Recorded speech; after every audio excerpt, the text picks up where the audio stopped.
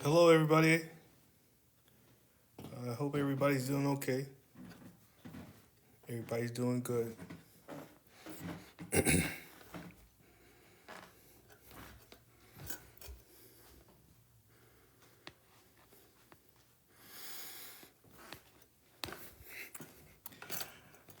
I just wanted to speak on a couple of things, man. I don't like going live all the time. Um, until I got a foundation to go live on. Like the lives that I do, I just want to talk to the people and, get kind of a town hall going. It's not to get on here and try to sell something or and it is what it is what anyone decides to do with their life. But my thing is this, man. I've had a couple of calls since my last live. I got my let's talk about it thing, and I'm not giving you any advice. I'm not even trying to tell you what to do. My whole purpose of having my let's talk about it sessions is just to allow people to vent, allow people to vent, speak their side of the story. And what I really try to do is to dispel the fear, because what I've noticed is people, they want to go in there and argue. They just want to argue. They want to proclaim their innocence. They want to fight the fact that they have this charge against them. And I don't understand the charge, and I don't understand how you can do this. And I'm innocent and all this other thing. Yeah, Maria, let's just talk about it. I'm not giving you any advice. We're just talking about it because at the end of the day, in doing so, talking to these people, I come across things that I have no idea what to do for them. But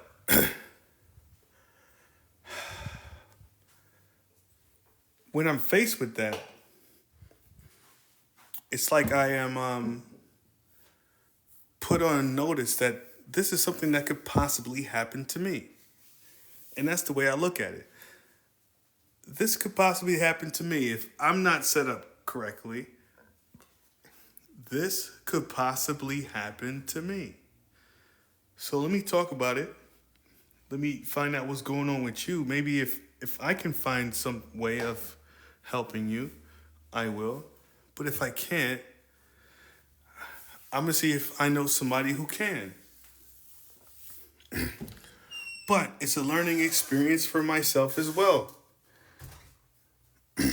And I take what I learned from this meeting and that meeting and I apply it to my next meeting. I just got off a call with a guy, and we was probably on the phone for 2.5 hours. It was only supposed to be 30 minutes, but I had no other calls, I had nothing else to do, so I just stayed on the phone with him because we was building. And he's got this case, and he's like, I don't want to file papers, I don't want to do this, I don't want to give none of these people any jurisdiction. And I'm like, I get that, I don't want to do that neither. But the fact of the matter is, whether you want to do it or not, they're going to move forward whether you do it or not. And they'll send their goons out to your house to take you to jail and throw you in a cell until you agree to move how they want you to move. So I'm with him. I don't want to file documents and come up with power of attorneys and DB. I don't want to do all that. And the folks who don't need to do that are the folks who probably don't have any kind of legal issues pressing in their life. So why would they need to do that? And if they ever had some legal pressing issues, they would just go get a lawyer. Because you don't know what you're doing, why don't you just go get a lawyer?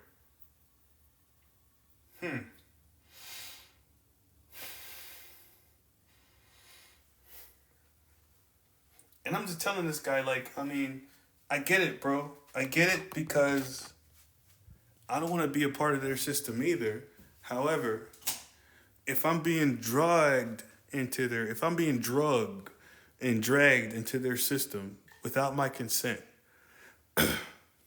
without my express written consent, without due process, and they violated my rights, wouldn't it be easier if you was set up?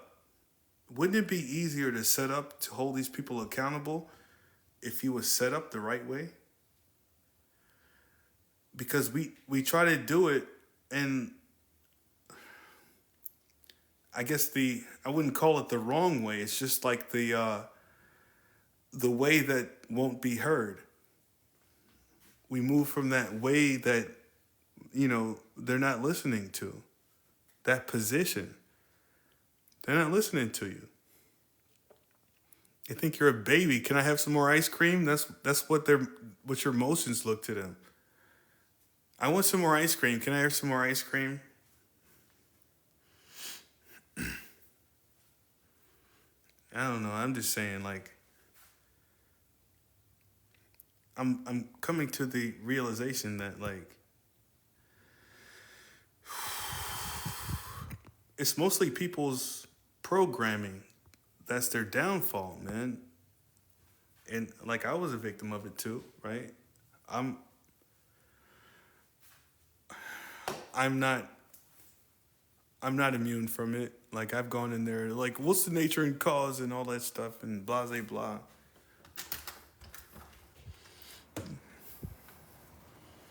I don't know what y'all think, man. Hit me in the comments. Because I keep telling these people, I'm like, well, I mean, you filed this and this didn't happen, and you filed that and that didn't happen. You put a notice of rights in and they ignored it. You do all this stuff and it doesn't seem to work. And my thing is, like, I'm just like, why isn't it working? Well, because, I mean, these guys are supposed to be executing or adjudicating or doing everything that's lawful or legal, even under lawful. They're trying to be legal and blah blah blah blah blah blah blah. I think it's just a mask. It's a persona.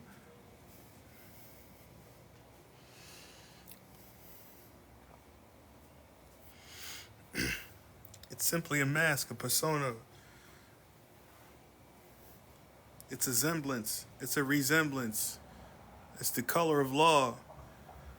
It's a simulation of legal process. It's not anything real.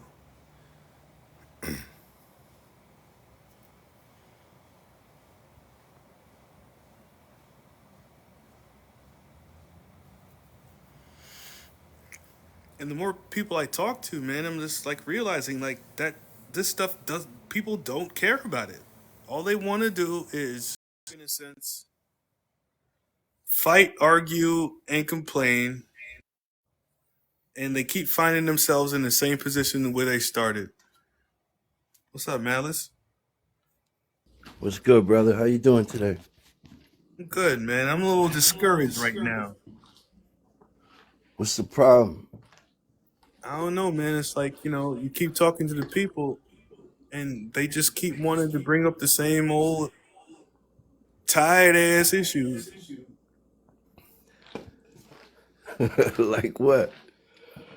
Oh well, I want to know the nature and cause and all this stuff. And Ah, yeah, let me get the nature and cause, Judge. Yo, let me get the nature and cause. How much you got for the nature and cause, Judge? And the yeah. judge like, sold out. B. We ain't got none of that left. That office cut right through that shit like a hot knife through butter. You know how many people don't even want to hear about the office? Probably trying to tell people about the office. They don't even want to hear about it. That's amazing. That's truly amazing. Cause as far as I know, it's the only key to get out so far.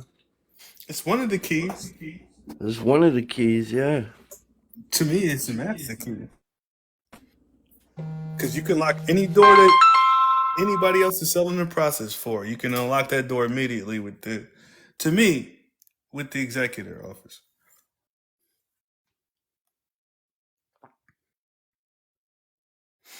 Because who else is going to execute your trust but you? And if it's abandoned property, it can be confiscated, reappropriated, right? And then they're doing business under your name and you don't even know it.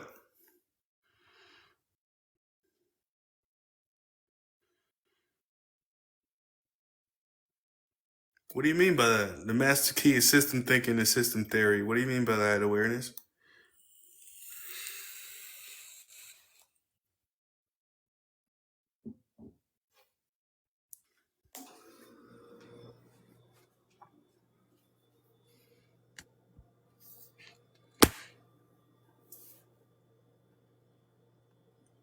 And like when I said master key, I'm being figurative, right? Because people want to hold peace. Look into my friend. It will change your life. Are you saying there's something is actually known as the master key? Is that what you're saying, awareness?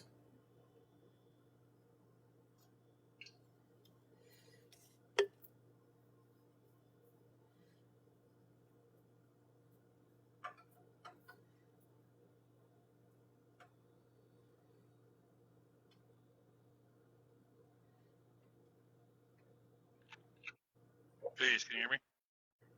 Yes, sir. How are you? Good, how are you? Love, love.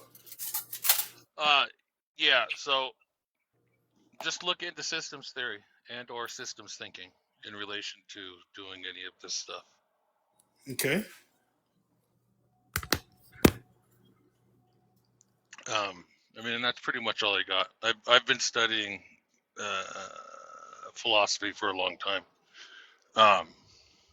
especially in relation to what sovereignty is and what have you. Mm-hmm. So once you start looking into systems in general, it just brings about a different perspective at looking at all of this and in its entirety.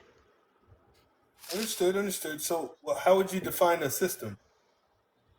There's a multitude of ways to define a system. Just the human body itself is a system. Correct. Absolutely. The cardiac system, the pulmonary system, the nervous system, Right, right? and right. I mean, in the aspect with the body, the entirety of it is the human, and then there's components of the human. But Man or the woman. I don't like using human.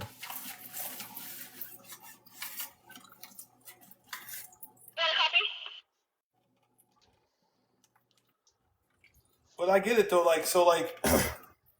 As far as the master key is system thinking. uh-huh.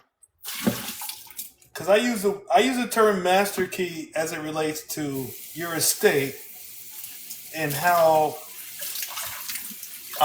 these municipalities or these otherwise we'll call them I don't want to call them corporations, man. These private individuals collude into trespassing upon your estate. That's a part of a system. Yeah, a trust is a part of the system. Right. So if you look at the CRIS, have you heard of CRIS? Of what is it? CRIS, in all caps. I don't know what that is. It's known as the Court Registry Investment System, right? Okay. Right. So they got their own system in order to funnel investment proceeds to their pensions for the judges through the Court Registry Investment System. I'm sure there is. Right? So they got their own system for that too. There's all kind of systems out there. Right. Right, but it's like, here's the thing, right? In order for you to be subject to the system, I don't care what they say, they need your consent. Yeah, I mean, when we're talking about the legal identity, that's just like having a Blockbuster card or a membership to a gym. You have it, you're not it. I mean, Well, that's a good point, right? So upon your birth, they create your Blockbuster card, right? Well, You they create a blockbuster card. correct. They create a Blockbuster card in your name and your likeness, just the way They God well, created us they in create His name and His likeness, right? well, It's the same. they create a blockbuster card with a name and a likeness. Well, it's your likeness. It has your first, middle, and last. So that's the way. That's assuming that I have a name and a likeness, though. Well, correct, because they ask you what the name is, but that name is your first, your given name, and your family name, or your clan name, or your house name, however you want to put that, right? But they take that and they put it as a last name because a corporation doesn't have a given name. It doesn't have a family name or a house name. It has a first, middle, last name, right? So they create this piece for you. They create that piece for you. Well, I mean, they create a what would you call?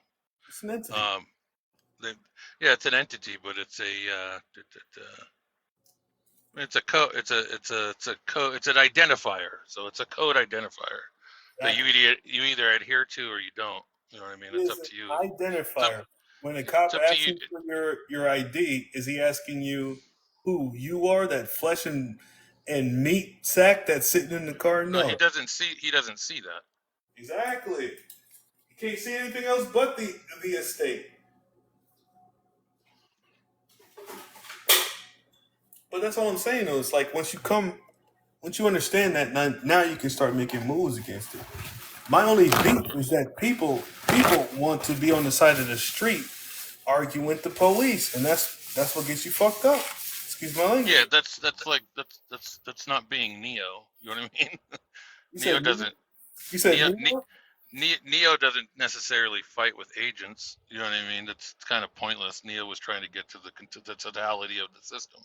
As you watch the story, you know what I mean? Like, Have you ever watched that scene with the doves when Agent Smith comes out of nowhere after he gets talking to the Oracle? mhm. If you listen to that dialogue, Neo, he might make a couple of statements, but everything Neo says is a question Right, to Agent Smith. It's right, always a question. right. And so, how do you plan to do that? Well, and then Agent Smith goes into, well, I'm going to do this and do that. Oh, that's great. But what is your end game? Well, and then, like Uh, Neo's acting as king. that's all right and exact. They put it right in the movies, man. Like I put a video out the other day. There's a movie called Fly Me to the Moon. Have you seen that one? No, I mean I don't. I do a lot of study. I don't really watch too many movies. I don't either. But this movie was brought to my attention when I was in Alive. It's called Fly Me to the Moon. Hmm. Okay? And it's a movie about the space race to the moon Hmm. and how NASA completely faked it. It Yeah, I personally I stay top in. name I Chris. Go It's ahead. a movie about how they faked the moon landing. That's great. Yeah, I see. Now, for how many I don't personally get into things like that just because it plays no role into like the end of my day. You know what I mean? I like to stay to the theories that actually it have does a more than you know it or not, man. yeah. The fact that we are imprisoned in this within these ice walls. Yeah, I don't know. That doesn't do anything And for me. Personally, that doesn't do anything for me. well, I That mean, you doesn't probably stop me don't. from that doesn't stop me from living my life or anything. I mean, it's theoretical in essence. I'm only in a Nothing box stops that I you put from living myself in. your life. Nothing No, stops not you at all. from living your life unless somebody ends your life. Now, you can live your life behind bars. You're still living your life, but you're behind bars. We're still living our lives, but we're enclosed to this ice ring. We're not exposed to what's outside of the ice ring. Yeah, I personally, I focus on love and awareness. You know what I mean? It's just trying to be as positive as I can with the people that I live my life with. Absolutely. And I do that no matter where I am, without whether I'm inside of a jail cell or Yeah, outside exactly. of a jail cell. Yeah, because Right? if you've been in a jail cell, you know what that feels like.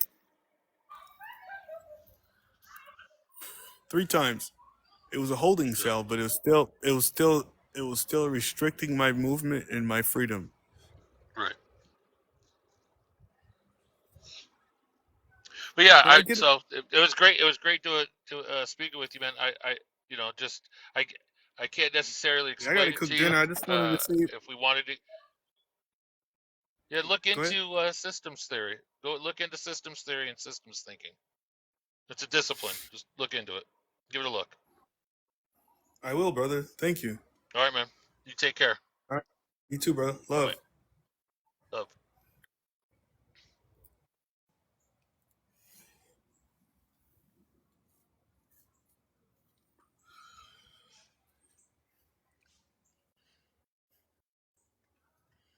The Gentleman on Netflix. So, 3. I'm gonna add that to my list. I don't even Anonymike. I'm going to add that to my list. I'm also going to add Civil War to it, and I want to watch that Fly Me to the Moon because I want to get the disclosure from Hollywood because I truly think I won't use the word believe because I won't believe in a lie, but I truly think, and I'm going to trust my intuition on this, is that Hollywood is there for disclosure purposes only. If you think about what Hollywood is, now we get it as entertainment. Oh, it's just a movie. Maria, you saw it? I haven't seen it yet because, I ain't trying to go to the movie, spend no money on it. But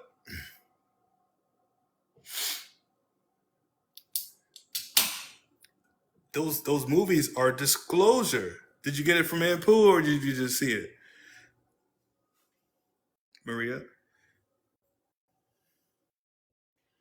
F movies. I'm gonna see if I'm gonna see if I can get it on my iPad and cast it to my screen tonight.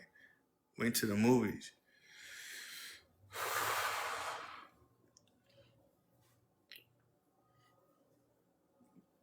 Fly Me to the Moon is another one. It's a blatant display on how NASA faked the moon landing. I put a post up about it.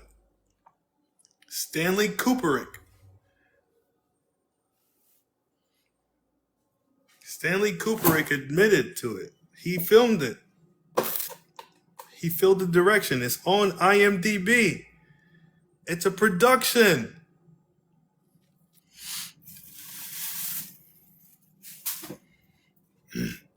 I don't know if you can find news broadcasts on IMDb. Can you find news broadcasts on IMDb? I would love to see it. I could be wrong. Like, somebody tell me wrong if I'm wrong.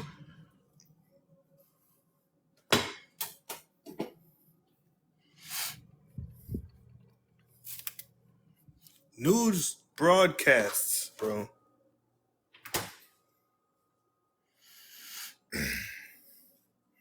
Yeah, like that post, Maria, that post I put up. Do you want to come up and talk about it? You can't. That post that I put up was basically saying Stanley Kubrick said we can go about maybe 400 miles above the Earth's surface, and that's it. How far is the moon? Now they talk about we could go to the sun, and every time like India just went to the moon, and it was all computer generated graphics or imagery. Like we got folks attaching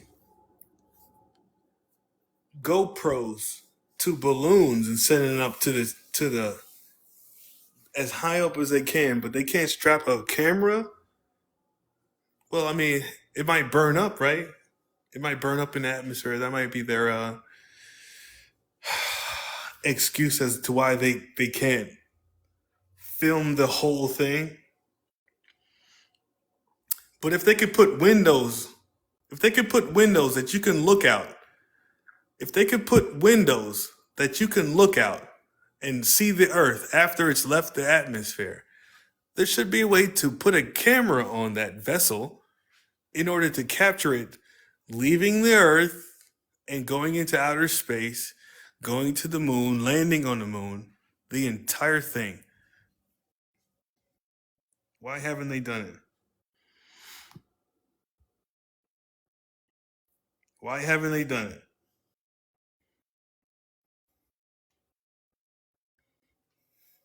Just like Stanley Cooper said, it's impossible to get to the moon.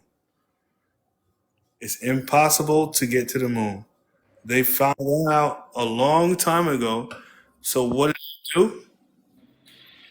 They just faked it. Just like every other movie that they've ever put out, it's all fake. Just like every court case you go into, it's all fake. What's up, Lee? What's going on, brother man? I miss you, man. I miss you when you was in town, man. Yeah, man. Man, this flu is no joke. Not only that, but like when you was off the flu, I was on some like family stuff and I couldn't really respond. Gotcha. I put my phone down when I'm with my family, man, you know. Yeah, Those are you my heirs, bro. gotta do that. Yeah. But have you seen that shit that I'm talking about? Fly Me to the Moon? Nah, I literally have not had any time to even watch anything. Um, I If, actually, it's funny. I actually have another small business that I resell TV service, okay. and somebody was asking me something about it, and I'm like, I don't watch TV, man. Like, I can't answer your question. It was so funny. It's like, dude, how are you gonna have a business and you don't know every single thing about this product? And I'm like, there's no way. Um, Are you selling the product or are you selling the TV rendition of the product? You know what I mean? I it's mean, it's an app that you can put on a Fire Stick or Android or whatever. As long as okay. it has app functionality, Hmm. you can literally load it up and you get everything on there. It's unlocked. So every country, all the sports, all the movies, all the series, everything. Sounds like the Fire Stick. You could put it on a Fire Stick, I but see. it's way cheaper. Ah, gotcha. Right. So instead of paying, like if you get cable or DirecTV or whatever, Hmm. they'll charge you what, 40 or 60 to $100 a month, depending on what you want. Right? So the service is $25 a month, and you don't have to get the add-ons or anything. You get everything with it. I see. Yeah, I'll show it to you I one mean, day. that's your furthest extent into TV. I get it. Yeah, I don't watch TV at all. I'll watch a movie every so often, but I just haven't had the time lately to look at anything. Well, my thing is this: I'm the same way. The only time I watch movie is when I'm with the people in my immediate radius who still watch movie for entertainment purposes. Yeah, I mean, And there's then there's just too many things to get done to be watching movies, honestly. you ain't lying. But once you know those things, you know that you have to get these things done. But most people don't know that. Right. Most people are like, well, I went to work today. I did my job. I'm gonna just sit down and be entertained for the rest of the day. Oh, Maria, if you're interested, the website is jmtv.cc,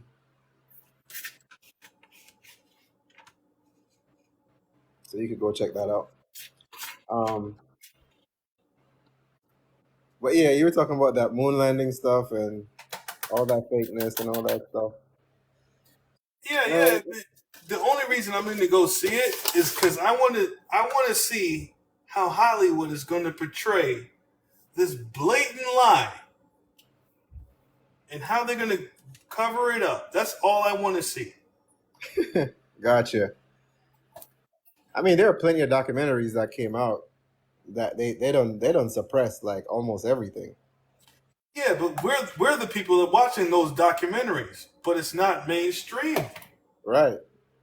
So But this movie is mainstream. So I'm curious to see how people are going to react to it.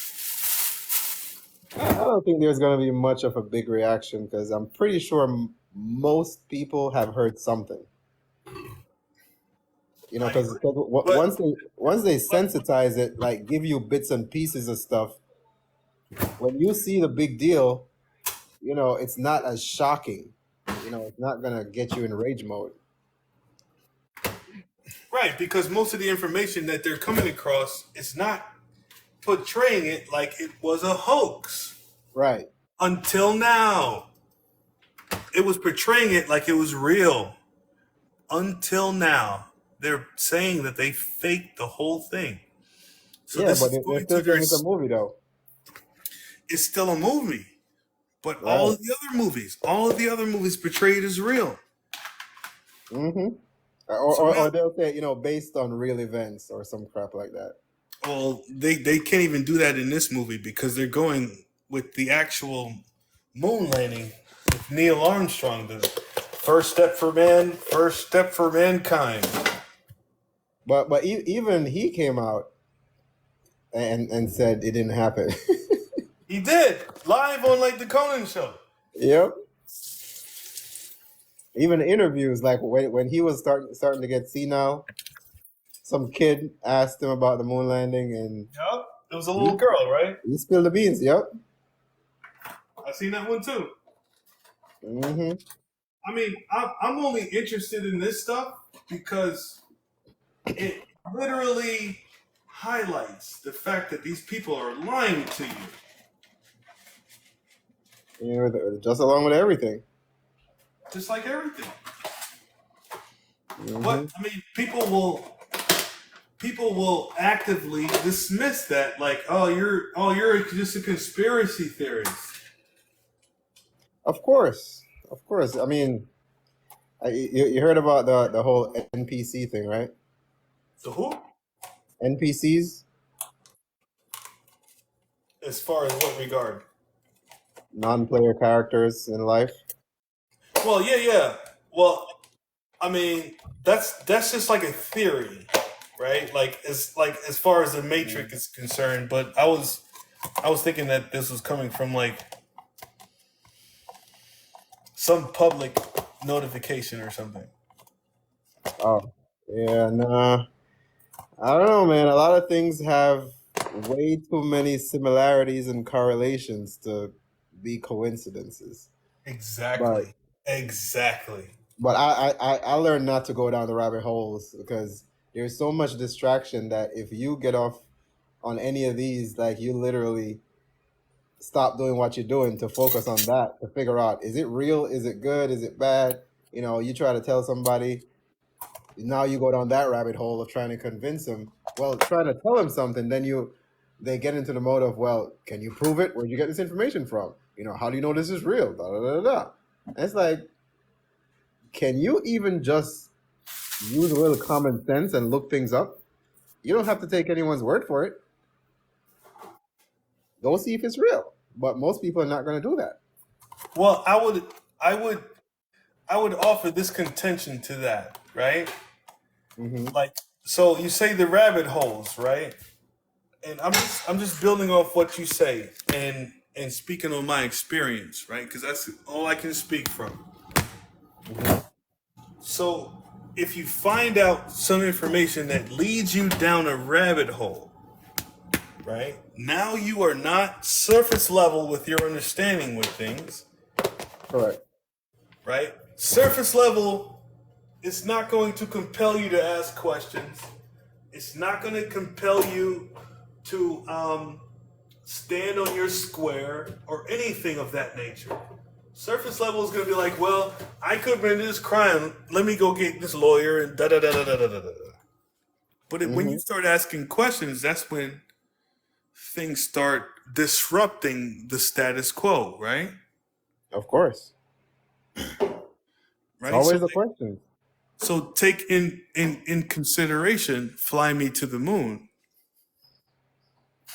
For so long, people was under the assumption that we went to the moon based off this live televised display of Neil Armstrong and them going to the moon. Well, now Hollywood is coming out with a movie saying that, oh, well, uh, we they faked it, and now we're making this movie about how they faked it. And I'm wondering how people are going to discern that and be able to say, well, it's just, is this along the lines of the JFK assassination? Is this along lines of what is that, Watergate? Is this along the lines of the weapons of mass destruction that they never found? Is Hmm. this along the lines of the twin towers going down and there's really no plausible explanation on how it happened? It's just going to, if people are awake enough, they're going to start asking questions. Or if they're not, Well, they'll be like, "Oh, it's just a movie. It's just a movie." and I'm not counting on any awakening. Let's just say that much. I am though. Like I think that movie is going to awaken maybe 3,000 people. We'll say 10,000 people. Is that enough to overtake the whole United States? No.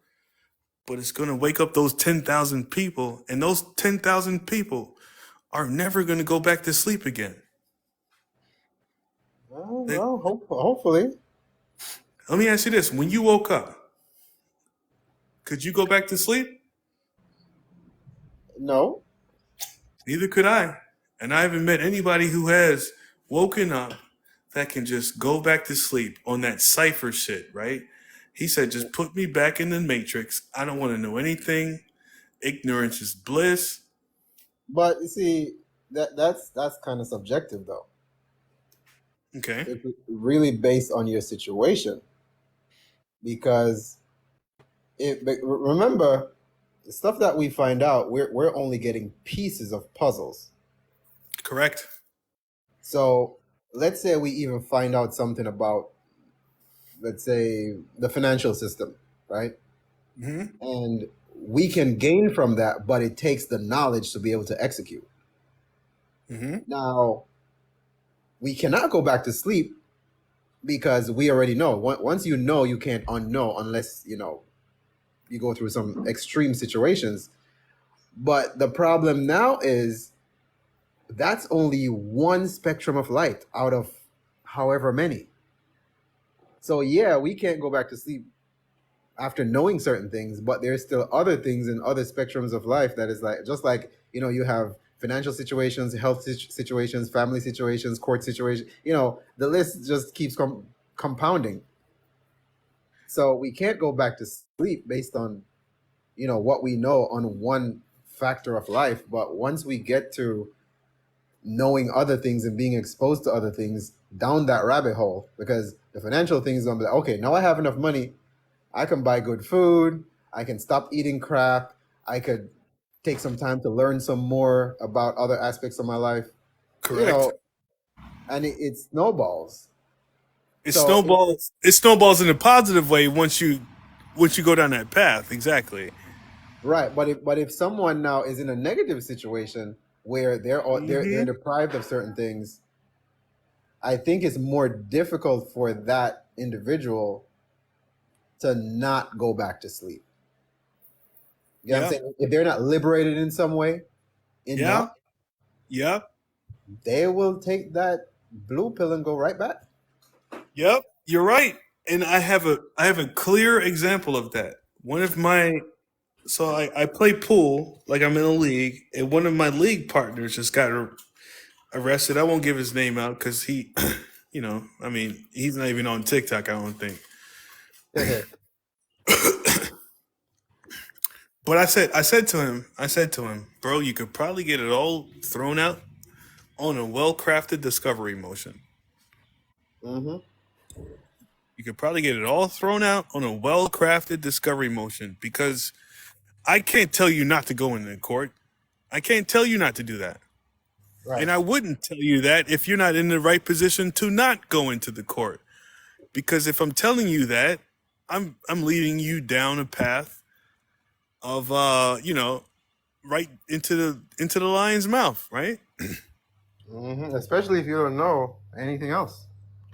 Right. So like I'm telling him, if you're gonna handle this, man, a well-crafted discovery motion could probably just get the whole thing dismissed, or buy you the time to get other things situated so that you can make the right move when the next hearing comes around in 2 months, 2 or 3 months. Because I don't know if you guys notice it, but when they ever schedule a next meeting, depending on when that meeting was scheduled per the last meeting, it could be 1, 2, 3 months. I think this is the age of maturity between the bonds that they schedule all these hearings for. Because it takes, 3 months or something like that for a bond to mature to the next stage or something like that.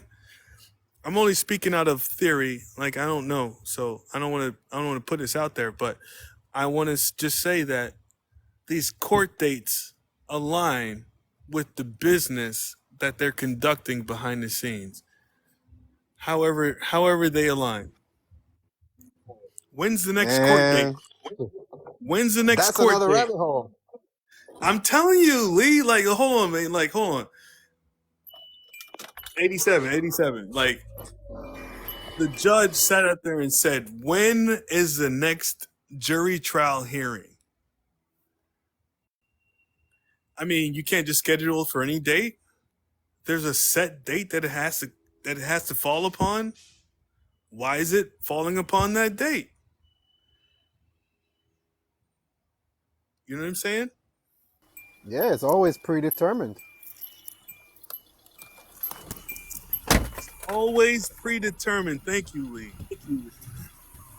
Bunch of belligerents over here, bud. Well, I've heard that belligerent isn't wrong. Belligerent means you're standing on your square, and there's nothing wrong with that. Now, if you're argumentative and combative, then those are bad things. Combatant or what? Right. Combatant. Why are you being Yeah, belligerent? but if you're gonna sir? argue, Because- what are you doing? Right, exactly. Why are you being so belligerent? Well, judge or ma'am or sir, I think you're attempting to trespass upon my estate, and as the executor of my estate, I must hold my fiduciary responsibility in order to not allow anyone to trespass on my estate. Trespass, period. But if you're an executor, you don't even have to step in the.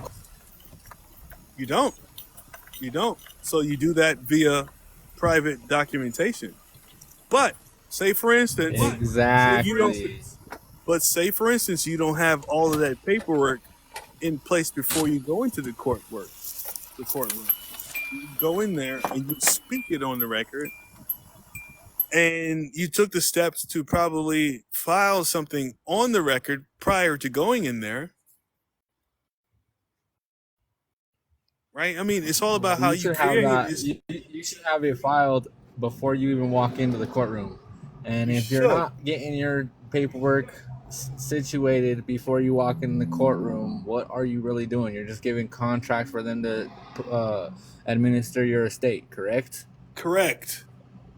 And that's what I say. All right. Then. But most people aren't set up before they go in there to do that. So I'm like, let's just do what you can Valid. to kick the can down the hall while you get your affairs in order. So by the time the next time you go in, now you can start moving from the right position. Isn't that what they Valid. do? Isn't that what they do? They Valid, stall but- you out when you but ask we the also same. gotta- True. Sorry. But we also got to understand that when people when people aren't established in their proper position, they're just gonna do what they're told to do. They're just gonna do what everyone wants them to do, as in attorneys, family, friends, whatever. I mean, how many times have you heard someone tell their family member when they go to they get a charge or something, just tell the cops on what happened. Just tell them that it's this. Just tell them that it's that. And what do we know is wrong with that statement? Don't tell them nothing, because their whole thing on their training is to incriminate you. Period. No matter what you say, anything that you say can and will be used against you in a court of law. So it's best not to say anything and just sit in your proper position. One thing I noticed though, like Moon, like say, like for instance, whatever information from any statements you made on the side of the road, is that admissible evidence? Yes, absolutely. Well, they have body cams now. So yes, everything that you say is admissive, because they're just gonna go to the body cam footage, and that's where it goes. So there is a way to get around that, though. It doesn't have to be. It's just like when somebody calls you on the phone, you don't have to say or state anything on the phone, right? But you can also nullify everything by saying, I do not authorize my voice, likeness, or anything to be recorded or used against me in any way possible, and I will not self-incriminate intentionally. Okay, that's good. That's you thinking ahead. But here's the thing that we gotta understand: being on these lives and stuff. Does the masses or majority understand that? No, they don't. They understand some of their rights, or they know maybe one right that they might have looked into, but they don't know all of them until they actually or the rights of the cop, the ones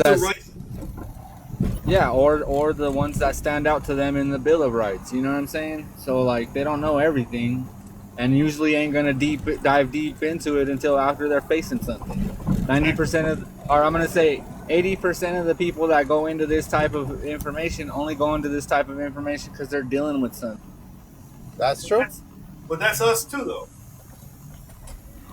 I mean, because you got to be burnt before you start digging into some of this stuff. But at the same time, we're talking about if you're going to go down this path, you definitely have to have some knowledge of what you do next, because a lot of people, they'll get some good gems and a few things to say, and then they get stuck. They start arguing, they start talking too much, giving out too much information, doing all sorts of things that you're not supposed to be doing with certain types of knowledge or information.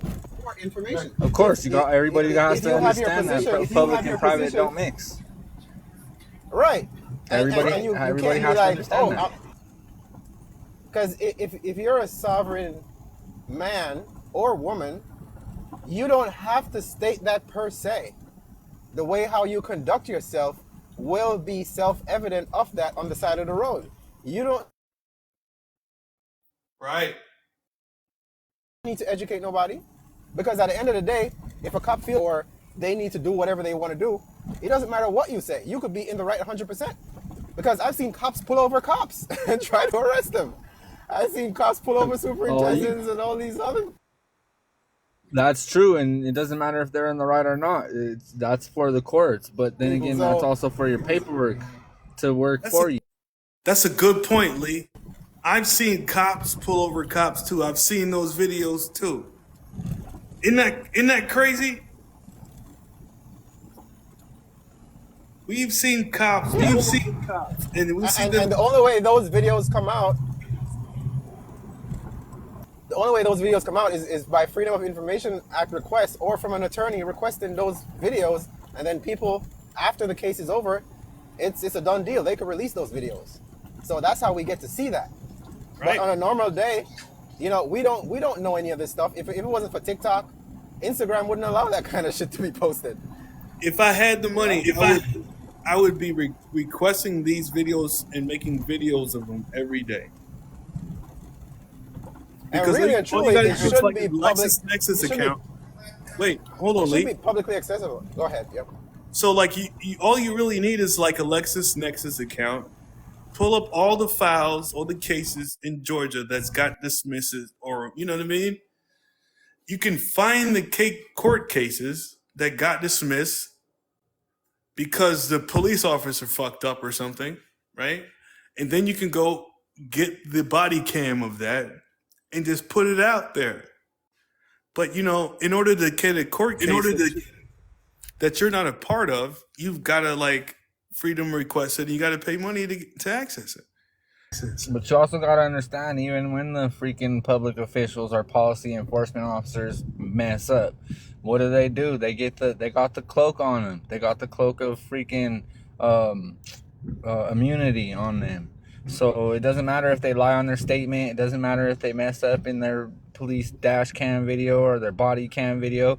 They still have that immunity cloak over them, and the courts will not stop by freaking obfuscating what they did wrong or what they didn't do wrong without No, it being blatantly obvious. well, not really. I would disagree with that. And again, I would say that if you, because we're the only ones that could basically lay down the law on the spot. So if you already, I'm giving you an example. You get pulled over, a cop comes over, license registration. You know, they don't want to hear nothing, right? And you say to the cop, I will comply with you under threat, duress, and coercion. What do you need from me? And he repeats that. Let me get your license and registration, please.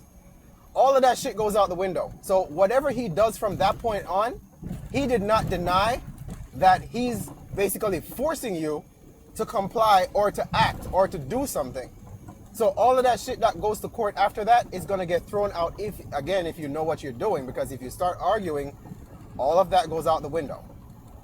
Nah, exactly. So like when he walks up to your window, right? And this is what I got on a couple of calls this week, and I've been using this metaphor for when the cop pulls you over and walks up to your window. Like think of your window like a teller booth at your corporation or your estate, or think about it like the counter if you was Burger King, right? So when you walk up into Burger King and you walk up to the counter, what do they say? Can I help you, sir? What do you say to the cop when he walks up to your window of your door? What can I help you with, officer? What seems to be the problem? You're already telling them that there's a problem. If you say, what's the problem? Right? Think about it when you walk up to Burger King counter and they say, can I help you, sir? And you say, yeah, I'd like to have a burger, a double Whopper with fries and an apple turnover. And they say, and what do they say? All right, sir. A Whopper is $2. A fry is $3. A drink is $1, and an apple turnover is $2.50. Your total is $7 and however many cents. To me, Honestly, I wouldn't go down that path of even entertaining anything. I would just put them on notice, on disclaimer, and just have, if you want to go down the path of them contracting with you, I would state that in the front of the contract. As soon as they come up to the window and they start demanding stuff, I say, hey, I'm going to comply under threat of arrest and possible loss of life. Well, let me ask you this, though. Lee, let me ask you this. When they come up to your window, the police officer, Yep. is he demanding anything of you? Absolutely.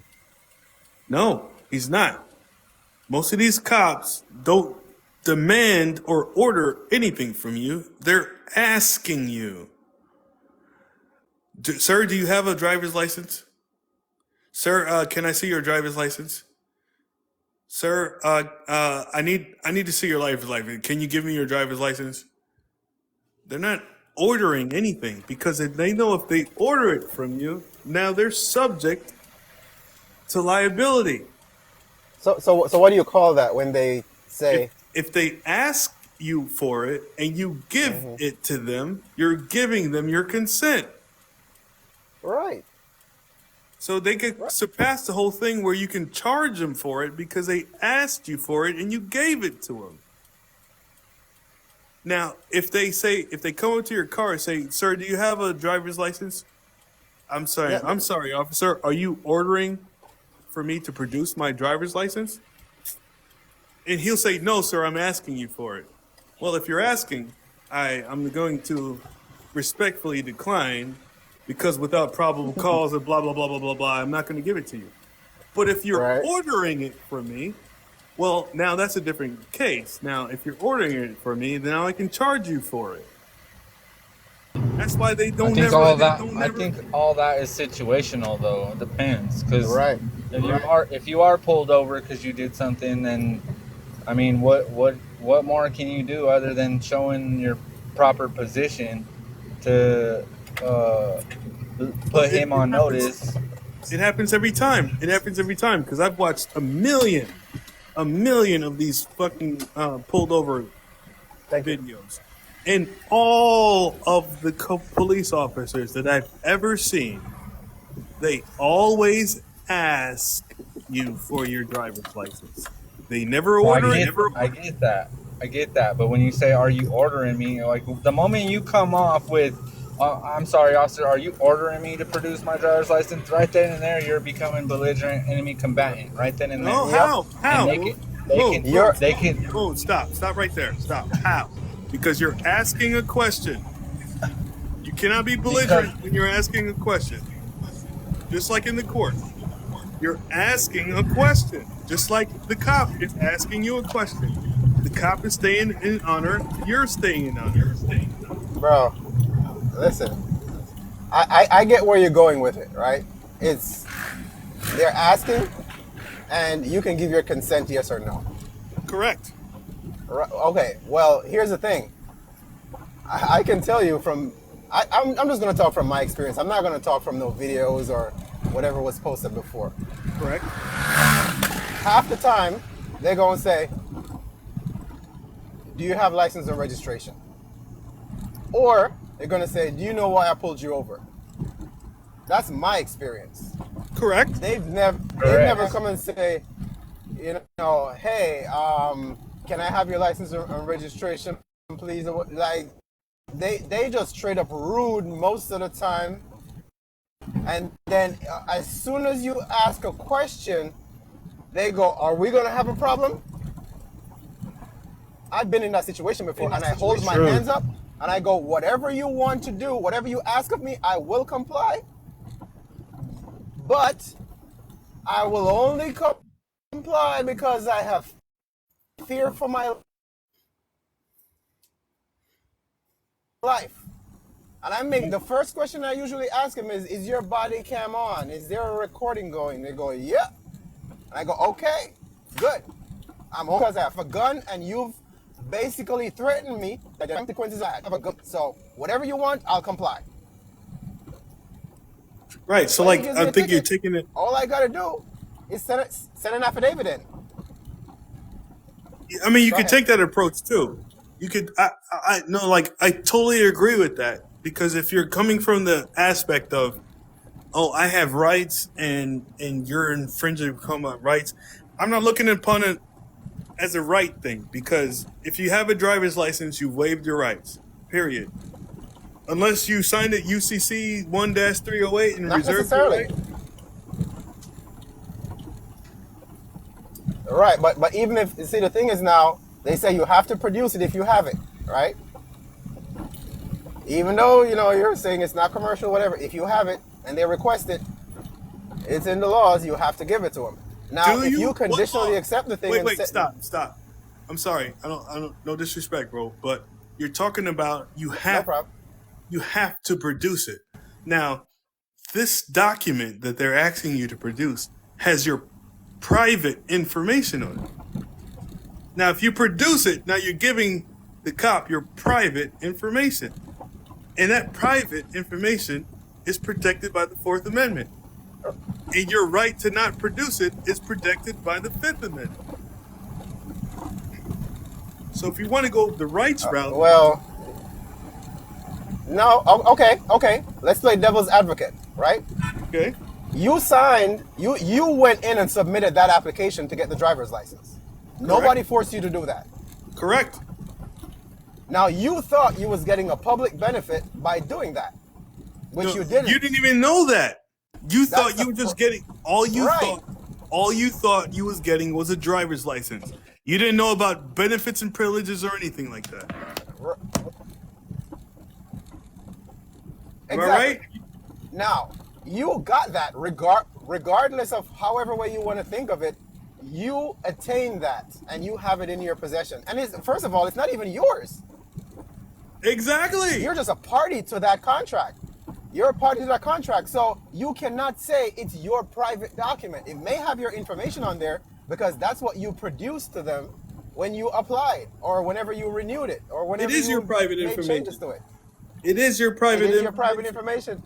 However, But it's that private contract information you for that willingly driver's gave up. license, It's private Right. information that you willingly gave up. right? Now, but that officer is not privy to that private information. Yes, And he is. He's an officer of the court. He's an officer of the state. They're a part of the whole crap. They're a part of the same corporation. Remember, you have to enforce your rights. So you got to let them violate it.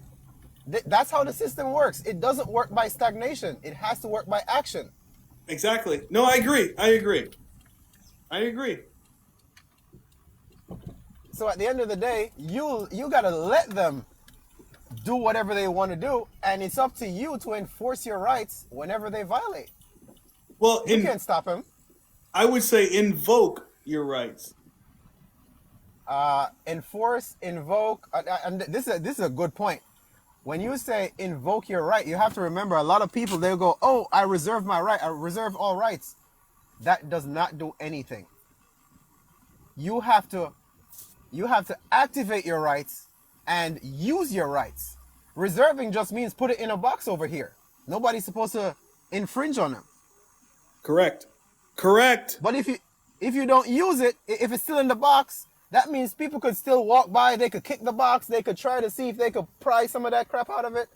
Yes. That don't mean nothing. Yes. So what does it mean by invoking and reserving though? Right? Like let me say this, Lee. I mean 876, sorry, bro. Let me say this. Right? Because here's the thing. I've been in computer programming, right? And the word invoke is a programmable word, right? It's an executable word that you can type into the code to invoke something to happen. But until you invoke that, you have not put the rest of the program on notice, right? That you are invoking that. And until you do invoke that, the rest of the application has no knowledge of what you're doing. So you have to invoke your rights before you reserve them. Exactly. So like if the cop comes up, you give him a notice of her rights, and I like to invoke all of my rights. So here's the thing, right? The cops read you their rights. They only read you a subsection of all the rights that you have. But you have Sometimes. Well, they got to read you your rights when they arrest you, right? They should. Well, they should, exactly. But most of them do because they don't want to lose that arrest. So they'll follow all the procedures in order to get that arrest in the books. In the books. Right? So in order to make it a lawful and legal arrest, they have to read you the rights. Now, are they reading you all of your rights? No, they're only reading you the rights that they want you to know that you have. But you have the possibility of invoking all of your rights, and you have to invoke them. And invoking them is putting all parties on notice. Exactly. And of course, paperwork is, preferable. Sure, But- like I told you, Lee, like I've got I've got my Minnesota. I've got a notice of rights. I've got my copyright and my fee schedule in my car, and Yep. all of it is filed with the county. So the county has been on proper notice. And did you put it on? Did you send it to the other officials, like Secretary of State and so forth? Well, I just got finished filing it, so like I've got to come up with the money to send all of those registered mail to all of them. You know, that costs money, man. It does. It absolutely does. Right. And And I think matter of that's fact, the part about it. Like I can't even put my public servants on notice unless I have the money to do so. you know, there are tricks and things to the trade. I can share some stuff with you offline. That could, you know, eliminate some of those headaches. But Well, one thing that I'm doing right now is I'm just filing everything on my court case and referencing the file number in all of the correspondence I send out to the three wise men of my domicile state and my birth state.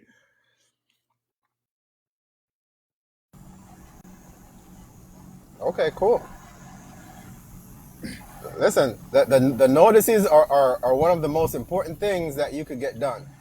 A lot of people are filing paperwork, and they're not realizing if you don't put the proper people on notice, all that stuff is null.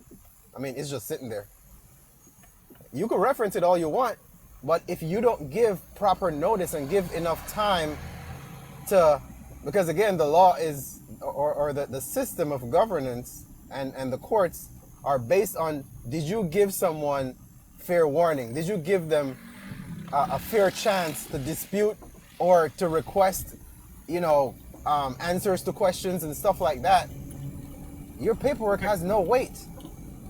Right? Did you put them on proper notice? Like most motions have to be filed within a week of the hearing. That's proper notice. Exactly. So is it, that's like one of the most important things to do, because other than that, you're in hot water.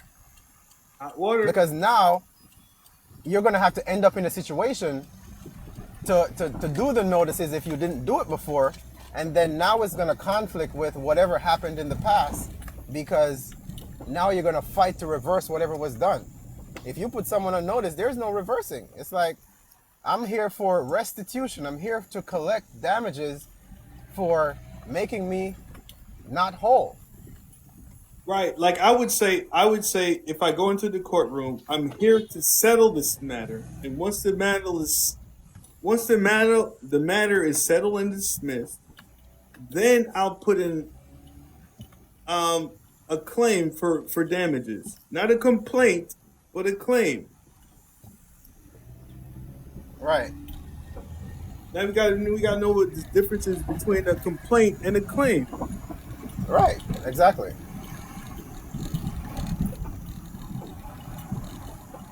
Now, if you're complaining, you're not acting like an executor. Exactly. All you're doing is administering the estate on the private side. You're arguing. There's you're complaining. You're arguing. There's no controversy. Exactly. I had a call today with somebody, Lee. Like, he has a similar case to mine, right? DUI. Right? I won't go into the specifics, because I'll give him an opportunity to come up if he will. But he's in the same boat that I'm in, right? It's the state bringing a charge against him, right? Right. I had no victim in my crime. There was no other party. I didn't get into an accident in mine. He got into an accident with his, but he settled the controversy with it. Oh. So now, where's the controversy? Where's the dispute in order to bring this claim forward? Who has standing to bring it? Who has standing to bring it forward? No one. No one in the courtroom has standing to bring it forward. But since they all have a financial interest in bringing it forward, they will do so. and they will do so by any means necessary. Well, they'll try to do so. It's up to you to stop them. If someone's infringing on what you have. And that infringement is what I call a trespass upon my estate. That's right. Give me 1 second. I'll be right back. What you think about that, Moon?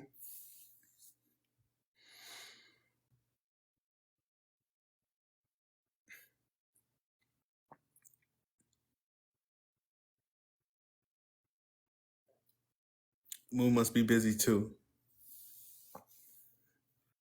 My bad. Nah, you good, brother. I just walked into work. Fuck with you. I just walked. Hey, I just had class yesterday. That shit was lit. What's that? Class. Oh, you started it with Ampu? Yeah, yesterday. Yeah, man. Look, it's gonna be good to have you in the powwows, bro. It's I gonna be enjoyed good it. to have you in the. Oh yeah, I enjoyed it. Once I finish this class, it's on. So you read The Office of Person and the understanding the executive office and all of that. I'm reading it as we speak now. Word. Well, not as we speak since I'm at work, but I read most of it last night, or I started on it the first day he sent me the packet, and then I read I was reading the rest of it because the first 6 pages are like all definitions and shit. Yeah. So I started the main shit last night after class. Right, like you can read those definitions like a couple of times before you get into the meat and guts of it. You know what I mean? Just so like when you come across those words in the meat and guts, you know how to interpret them. And that's what it's all about, man. It's all about comprehension, right? And it's funny, like when we coming through school as youngins, we had reading and comprehension. And I don't think they were trying to grade us on how well we read and comprehended. I think they were just trying to gauge whether or not if we read, we can spoon feed them the comprehension. And it won't be their own comprehension and their own. It was more about can you regurgitate what you read about? Yes. Can you pass the test? What did you read? Can you fill it out in a multiple choice question? If you think about it, the only thing good that actual work did or that actual school did was taking notes, because that's a big thing that people do now that they're in their adult age that is actually beneficial for them. You're right, and I kind of feel like people are discouraged from taking notes now because the instructor will say things like, "Well, we have the notes up on there, and you can refer to the notes. It's not the notes that you take yourself." Dude, like I'm gonna say this. I went to DeVry. Everybody has heard of DeVry, right? Moon, you heard of DeVry? Yeah, DeVry University, I've heard of it. Correct. I was probably there for like a semester and 2 weeks. Because I went into one of these classrooms and I had to take like a math class in order to get the credits that I needed at the time. Okay. So it was a math class, right? So like, here's the thing. If you're going to figure out a math equation, you should do it yourself. Is that not an accurate statement, right? Like, if you're going to figure out a math equation, you should do it yourself, correct? Yeah. So in this class, the instructor gave us a website that we can just plug in all of the factors of any equation that we ever could come across, because this website had it all. And then the website would give us the answer. And then we can write the answer on the quiz. Now, I'm like, now, how am I learning from that? And I'm looking around the classroom and everybody's just like, yo, is she for real? Is she gonna tell us how to just get the answer? And I'm sitting there like,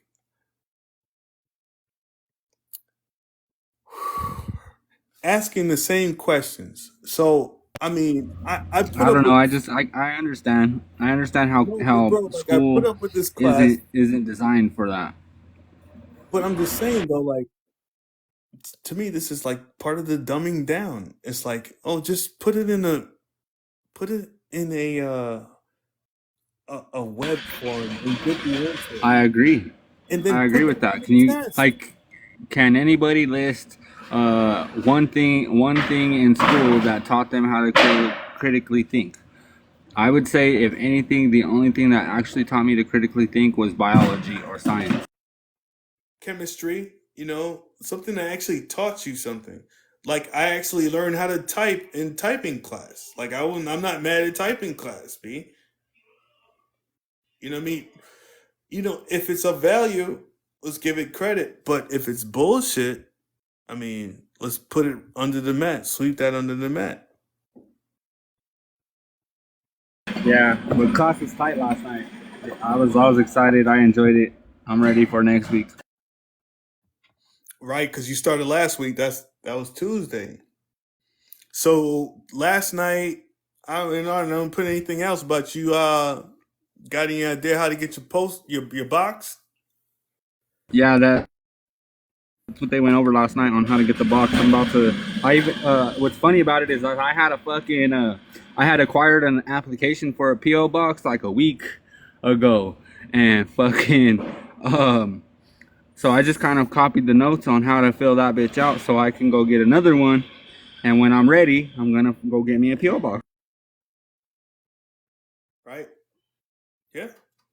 Well, I've got pictures of my application that I use. You know what I mean? If you want to talk to somebody about it, man, holler at me, B.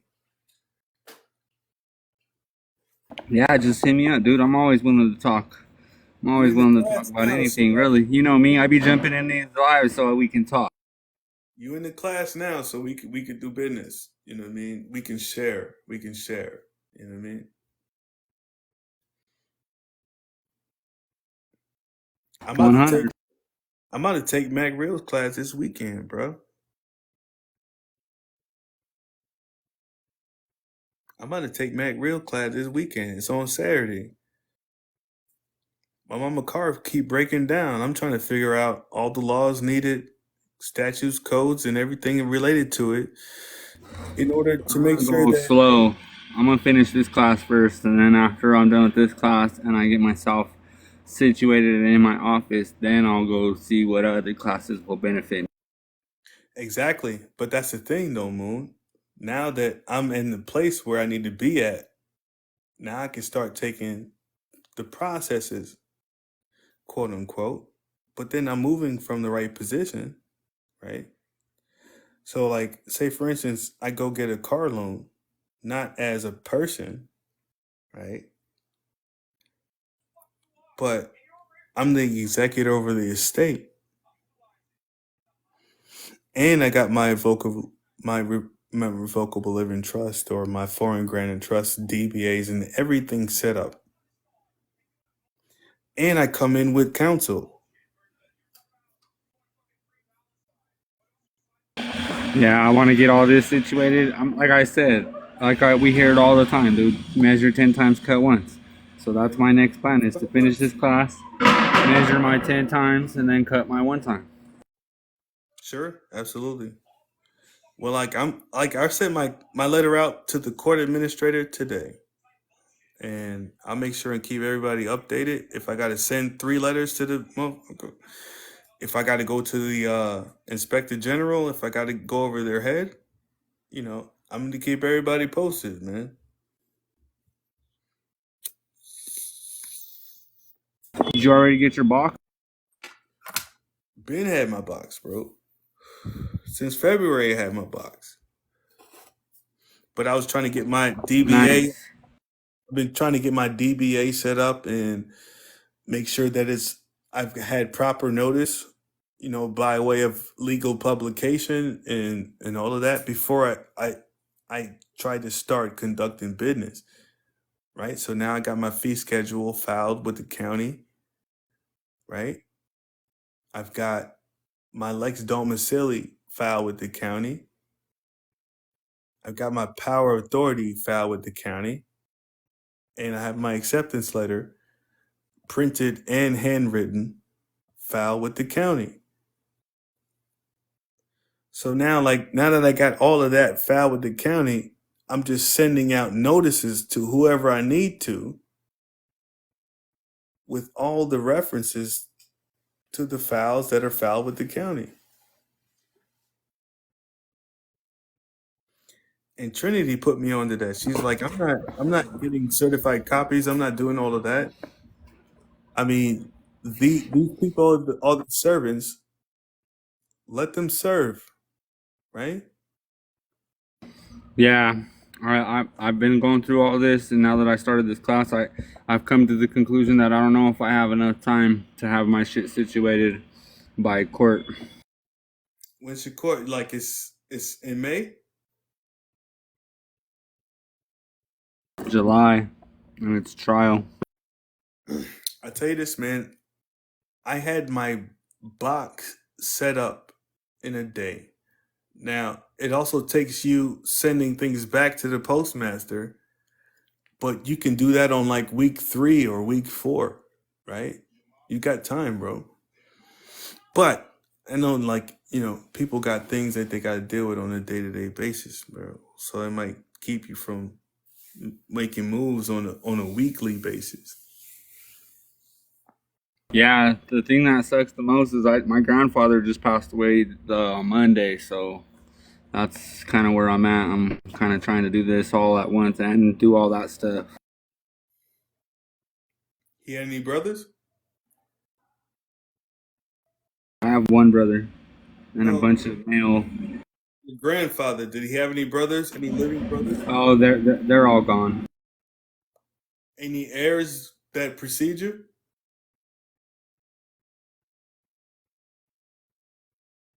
Yeah, my mom and her siblings.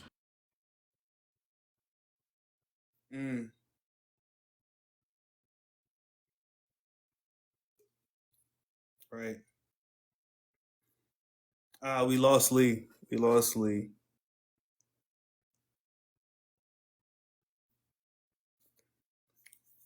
Yeah, my mom and her siblings, and they have pretty much control right now of his estate and his will and what's going on with what he wanted done in his will. So I'm just offering them insight on the things that I know and with this type of information and other stuff. But we'll see where it goes. Thy will be done. But here's the thing, right? It's funny that you can have a will and testament in life filed with the county, right? Because as far as they're concerned, it's your decedent, right? It's your decedent. It's not you. It's not your body. When your body dies, that just means that the first person who can claim it is dead. Now it's hungry hippo, right? Everybody just fights over claiming it, confiscating it, doing business with it. Yeah, that's true. Right? Because here's the thing. Why do you think they draft up the death certificate? They're telling you that the body is dead now. Now it's like anybody is up for grabs. Let's all just pick it up and get all the money we can out of it. Any interest that you might have had in trading that name right? That QSIP number. Let's recoup all of our gains off of it because you can't trade it anymore. Actually, it goes on in perpetuity. So I don't know how that works.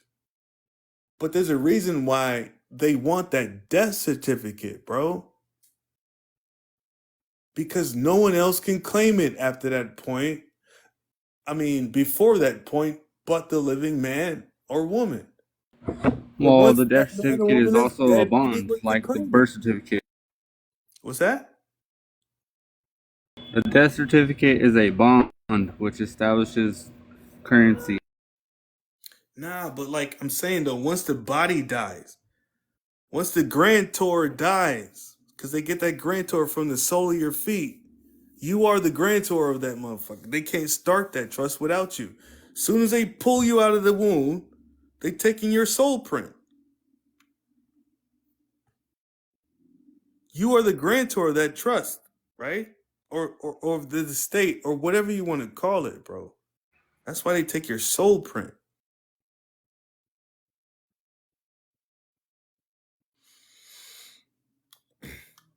I also found out that when you, hey, homeboy has my initials, that's what's up. I also found out that when a person passes away and shit, when they get ready to do all the funeral stuff, they throw everything into a trust. Everything is thrown into a trust in all endeavors. When you go into the court case, they're establishing a constructive trust, meaning they're constructing it in this point in time, right? Based on your name, right? The whoever's name they have, whatever they can move forward with, but they're still using your name. They're still using your name. Can they use your name without your consent? That's the question. I mean, if they can, somebody tell me if they can, please.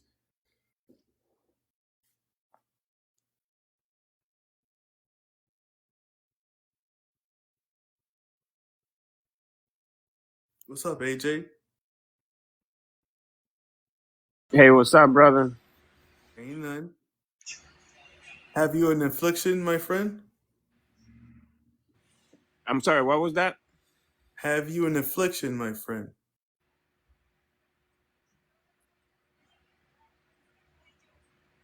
Do you have an affliction? Do you have a court case? Is somebody trying to trespass against your person?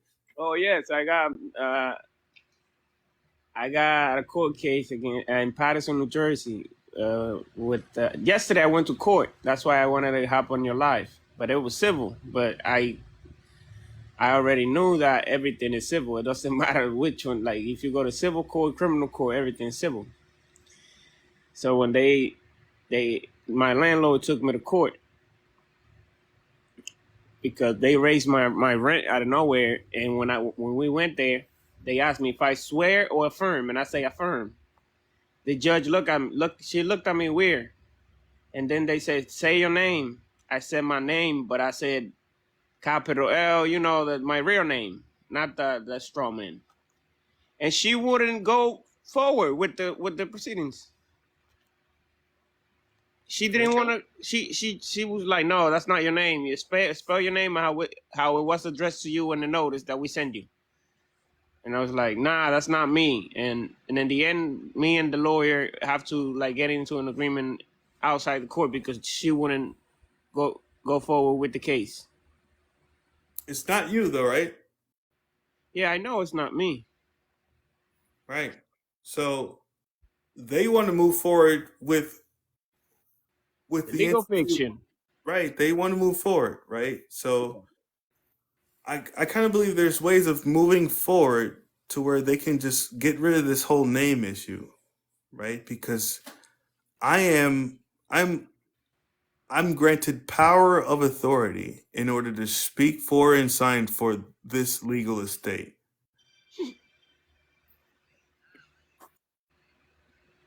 And it's on the record, and I filed it with the court. And I'd like to just move past this whole name issue, man, because I don't want to use the golden word because I feel like I'm using it too much, and until I know that it works, I don't want to pump it too much, though. You know what I mean? But I've been overcome with the information that I've got over this, and I'll just be honest, it's just overwhelming. Okay, and I'm not moving any other chess pieces or checker pieces until I have all my pieces in the right position. You know what I mean? Once they know you know what you're doing, you become a target. Like they'll give you a ticket. They don't like Patterson. Where I'm from here in New Jersey, they really corrupt. They'll pull you over for anything once you like file a complaint or something, and it's hard to file complaints in here. I understand. You got a driver's license? Yeah, I do have one, but because You I got a need it tag? for work. You got a tag on your car? No, I'm financing my car, but I'm No, but trying to. no, Huh? you got a tag, got a plate on it? Oh yeah, I got a tag. Yeah, I thought you meant title. No, like the tag that lets the police officer know that this guy I can pull over. I mean, let's just be honest, okay? Because you're you're putting on public notice that my car is registered with the state. Now, if you're registered with the state, you got to comply with state orders, regulations, codes, ordinances of the like. And it's plastered on the back of your car. This is why they pull you over.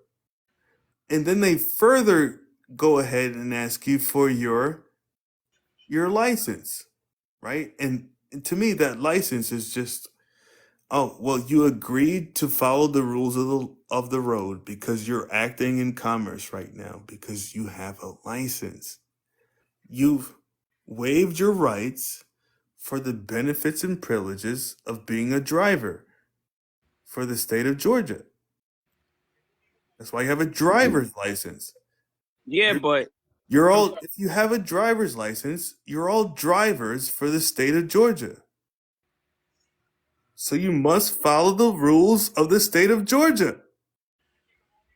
I don't have no problem them pulling me over when I'm driving my truck because I have a. No, it's not a truck. It's a cargo van. Because I'm doing commercial. I understand that. I'm transporting stuff. But they pulled me over in my personal car. I got the plate, yeah, but I told them I wasn't driving. I told them I was traveling. They don't care. They don't want to hear none of that. I'm not saying it's not true what you like. I know it's true, but My thing is this though. If you're ready to make claims like that, you better have everything in place to back it up. Okay? I'm not driving and I'm not driving, I'm traveling. Do you have anything in place to prove that? Cuz now you're making a claim. And I'm planning to go. I'm sorry. if your claim is just that I'm a living man and I came out of uterus just like you did. If that's your claim, I mean that's not going to hold water because you're in deep waters right now. You're in hot waters. You're riding in a motor vehicle, which is a vessel upon the waters, right? Of commerce. Right? You have a VIN number on your car. It's always they can identify you, bro. I understand that, but check this out. I got a video, but it's too long. I was trying to send it to you. They pulled me over and he claimed I have temporary license plates. They were actually from Georgia and I was in Jersey. And I was driving. They pulled me over. They say they were fake. I print them out, Google. But I was like, no. Define fake. If you mean by fake, it's not state issued. Well, give me any law that I am required to give up my substantial God-given rights for a license or a registration in order to do commerce? You say in order to do commerce? In order to do commerce, dude, like they're forcing you to give up your rights in order to get some license in order Oh to yeah, do yeah. In order for me commerce. to work, yeah, In order to do commerce. yeah. But guess what? I went to court on that ticket, and I told the judge that I told him that was not me, but he was trying to like to know how much I knew about the issue, but I didn't let him talk. Correct? The only thing I told him was, "Where's my bed bun?" And he got nervous. I got a video. He got nervous out of nowhere, and he was like, "You got no ticket with us." Yo, And I'm like, AJ, you know you like the fourth or fifth person. I don't like to say word person individual today to tell me like I got video of that, right? But everybody's scared to post it, and I "No, understand. I'll post No, it." no. Listen, because I got a lot of shit that I'm scared to post too. Like I post things and I take it down because I'm like I don't want no wiretapping charges come against me or you know what I mean? Brother, look, I spent 7 years fighting the government. Anybody on the shop right now, go look up my name, Luis Diaz versus United States. I beat them. I know what they can do to people. They did it to me. They transported me everywhere. I was in Texas, Miami, Louisiana, How did you beat everywhere. him? How did you beat him? I fought the case all the way. And I did a hunger strike because after I won the case in 2020, and they hold me claiming that I was a danger to the community. And I was like, how so? And I kept filing motions. But really what helped me was that somebody else that has similar case as me won in the Third Circuit, and I used his case on my case. And that's how I was able to get out. But they hold me for 2.5 years after I won the case. The Third Circuit Court of Appeals here in New Jersey, they documented that in my case. It's claim. I mean, it says where I was, how long they hold me, why they hold me. Like, I'm trying to sue them now. I'm trying to sue the government based on that because 2.5 years, and then after I got out, they had me on a bracelet for 2 more years. Sounds like a mismanagement of estate affairs, man. And the only reason why they did it was because they was mad. I did a hunger strike for like 25 days, but I was drinking water, and I got to the news in Miami, and then there was like a whole thing on that, and that's the only reason why they did me dirty like that. But I know what they could do. I'm not scared of them no more. Like I already know. Like, but in the end, I noticed something that in the end, they got to respect the real man. If you claim the real man and you claim common law, they have to respect it because they know they're committing fraud. I don't know, man. Like to me, like the Constitution has been suspended for a long time now. Oh, yes. Long time ago. They are tricking people into taking pleas. Yeah, I mean, to me, you just got to be set up to do business correctly, right? Because anything outside that would be a trespass, and this is all military. This is all military shit. Now, if they do that, they're acting in dishonor, right? And that's a default. Yeah. Honestly, I'm at this point. I don't care. I'll post anything. I'm not scared of them. I'm tired of them. I'm sick of it. Like no lie. I'm not saying I'm a suicide or none of that, but I'm just like tired of it. And I don't even disrespect police officer or none of them because I know in the end they don't even know what they're doing. Exactly, they're acting without knowledge. Yeah. Training.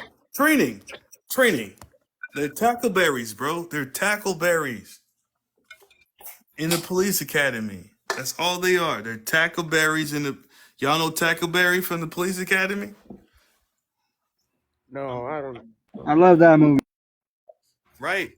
They're tackleberries. They're taught to be tackleberries. pull out that gun and start shooting if that motherfucker get belligerent. Give me a second, brother. I gotta do something. Everybody's already belligerent, though. That's what we've learned. And well, the thing is, would you call what they do belligerent? Would you call them trespassing on your rights belligerent? I mean, because it's a trespass, bro. Because you never consented to it in the first place. Oh shit! Oh shit! Have you checked the comments?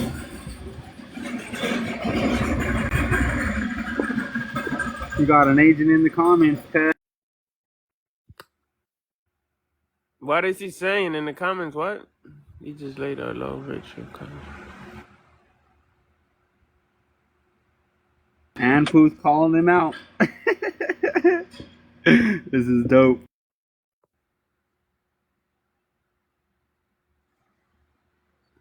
I'm like reading through it right now. Hold on, give me a second.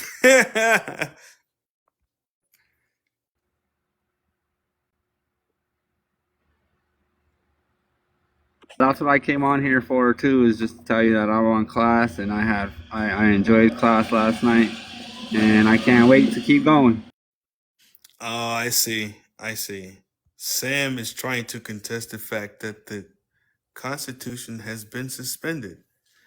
And the fact that they keep bringing a war on everything, a war on drugs, a war on terror, a war on whatever. Like, I don't know, what was the most recent war on? Like, it's not warranted. Like, I've been woken up to the word warranted just reading through the letter that I sent out. And it's like, none of the words in the letter are combative. They're not even belligerent. They're not even argumentative in any way. They're just factual, if you will. Is that a word? Factual. It's words like, Actual. well, right. It's words like, well, this unwarranted claim and this claim has been adjourned. Things like that. Like, like, let's just sweep that under the rug, guys, because I get the fact that nobody was at the realm. Nobody was sitting in the throne at the time. But we got somebody in the throne now. So let's just sweep it all under the rug. Right? Anything you guys made, just return it to my estate because it's my estate's property. That's all I'm asking. That's it. Maybe some damages for my time. And that's it. Like, I'm not going to cause no controversy over it. But, I mean, you guys started it. Now you mean you got to finish it. That kind of thing.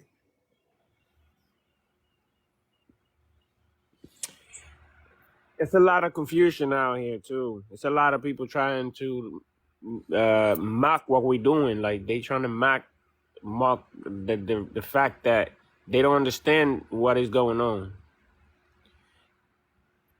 People fear what they can't understand, hate what they can't conquer.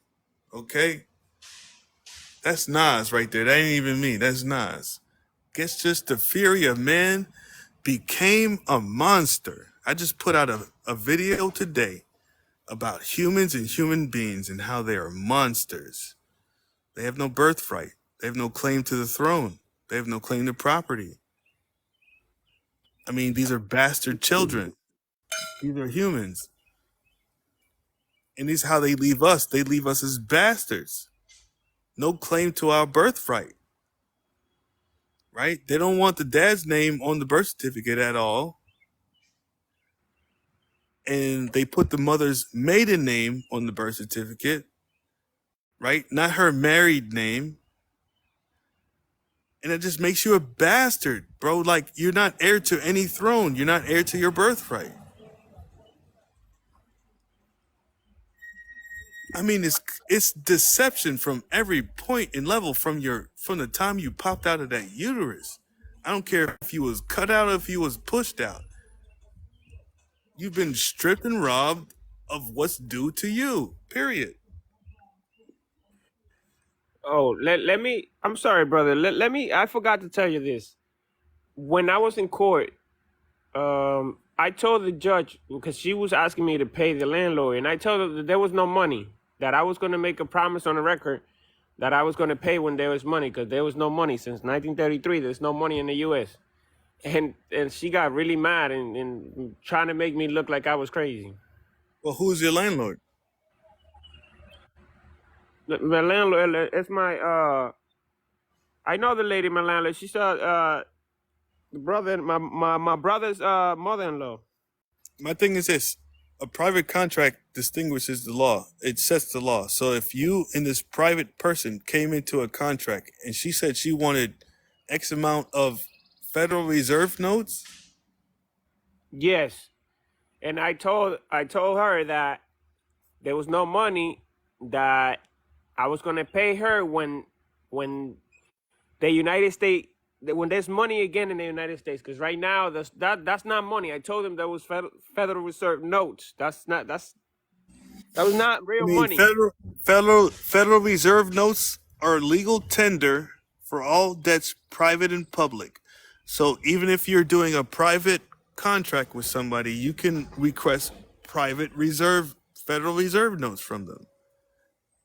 And if it's a private contract, I don't know how to combat that one, bro, because it's a private. Like any private, I've rented my condo out privately. And I mean, I can't send them some coupon to go endorse and send to because I don't got no writing numbers. You know what I mean? I don't got no routing numbers. I mean, if you're doing it privately, but you're subject to the private at that point. Now, anybody who has any information, Ampu just said on the comment that the judge can't admit that. Let that sink in. he's What? public, right? So Yeah. now the public is trying to deal with your private affairs. Truth.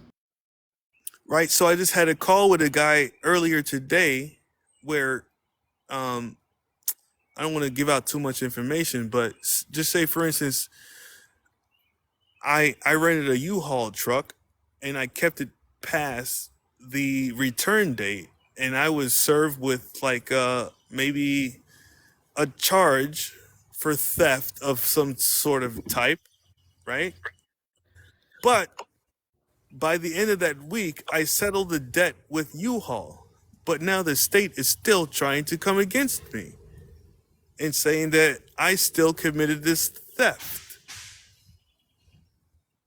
Now, I mean, I settled the matter with the original complaining party. Why is the state still coming against me?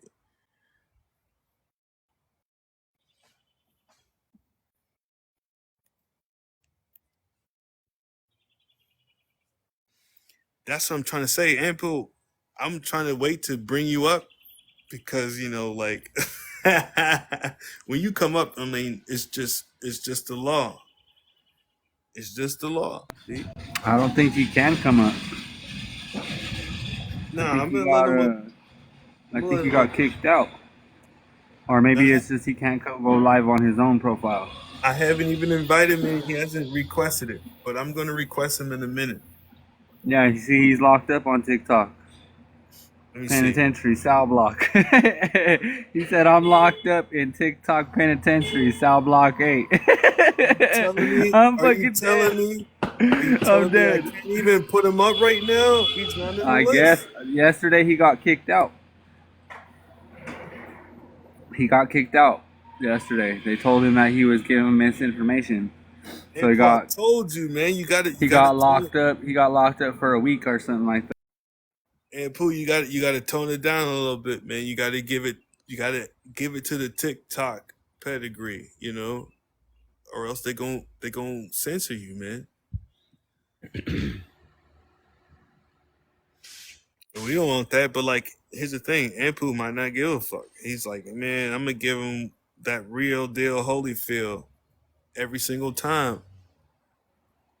Nah, from what he was saying was he was talking only about the class, and then they censored him for fucking misinformation. So he wasn't even talking about anything. He was talking about his class. It's crazy, B. That's crazy.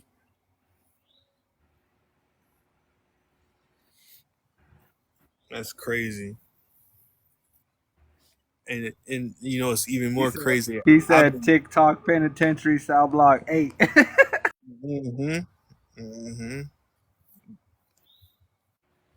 I've been censored too, man. Like that's why I stopped. Like I've been posting shit just be like, you know, I'm not posting anything about courts anymore. I'm just posting things about like, you know, the foundation, like understanding what these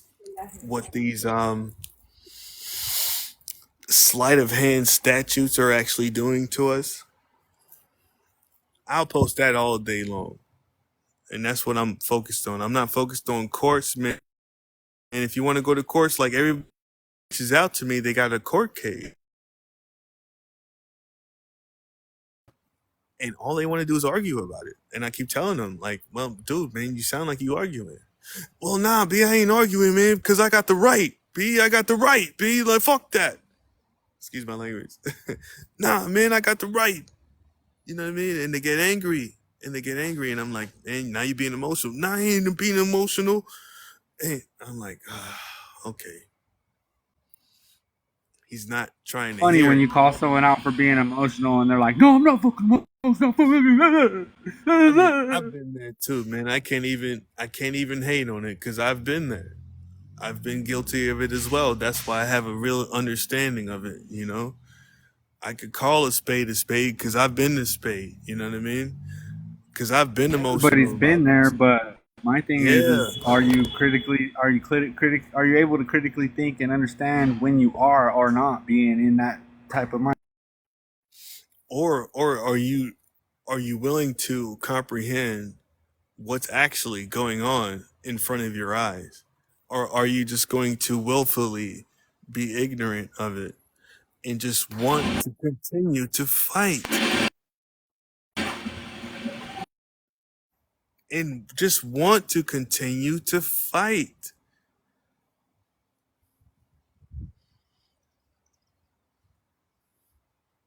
That's true, but you know what I mean? People are conditioned to what they're conditioned to. If they're not willing to renew their mind and relearn or learn everything that they thought they knew, then they're gonna just sit in cognitive dissonance. Yep. Like the dude today I was talking to, no disrespect. And I hear what you're saying. This is what he kept saying. He kept going, man, I hear what you're saying, but I'm not trying to go that route. I know there's a way that I can get out of it. And I know there's a way. And I know I'm a living man and they can't really move against me. And I was like, I mean, bro, you're right. You're right. But now you're making claims. Now, can you back up those claims? What evidence do you have to back up those claims? Like the name decree that Aunt Pooh always talks about. The name decree will be clear evidence that you are a living man and all that. But do you have that on record? No, you don't. You're just in there complaining and protesting. I think that people just aren't understanding the fact that they're in the office of person. And until they understand that they're in the office of person, they're going to remain arguing and fighting and being combative and trying to set their point because they got a point to prove to the judge, to the courts, to whatever. And until you understand that you ain't got no point to prove, you just need to step in your proper position and you can do your... Exactly. And it's very disheartening to see that when you say these things to people and they're like, yeah, man, I get it, man. He literally said, hey, how you doing? Sorry, love, how you doing? He literally said, yeah, man, I understand what you're saying, and that's cool and everything, man. I'm just being introduced to this today and this and that. But I ain't trying to go through all that, B. I ain't trying to go through all that. I'm a living man. I shouldn't have to go through that.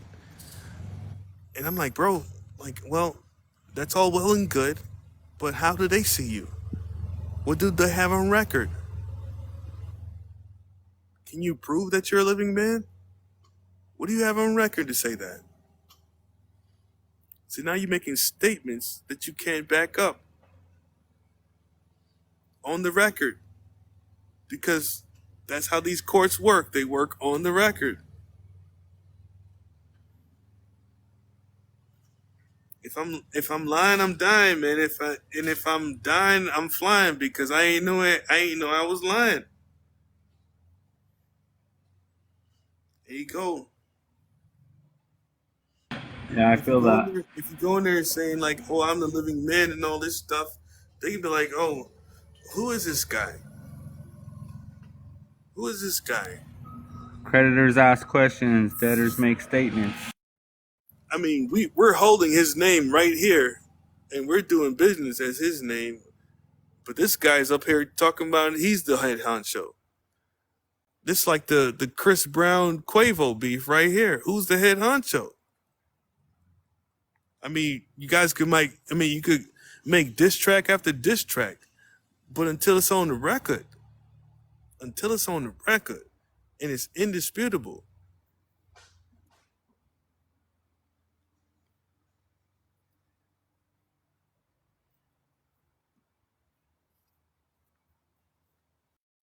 That's all I got to say. I feel you.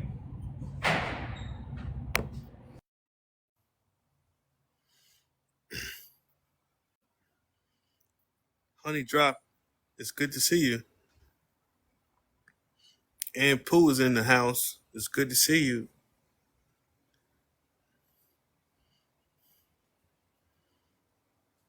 Hey, I got a question. So, what about when people come to the United States and they make a whole identity, the whole they gave it like that person never had a social, and then they gave him one, so they literally that person just born right there.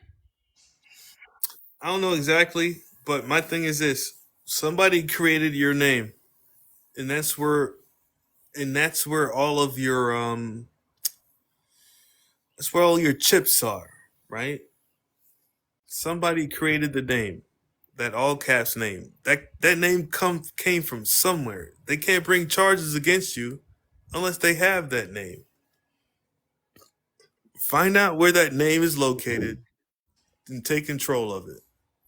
Okay, they want me to ask the question again. The question is, on the comments, I see somebody that said that. Like, let's say somebody let's say I claim somebody to come to the United States. You could do that as a U.S. citizen.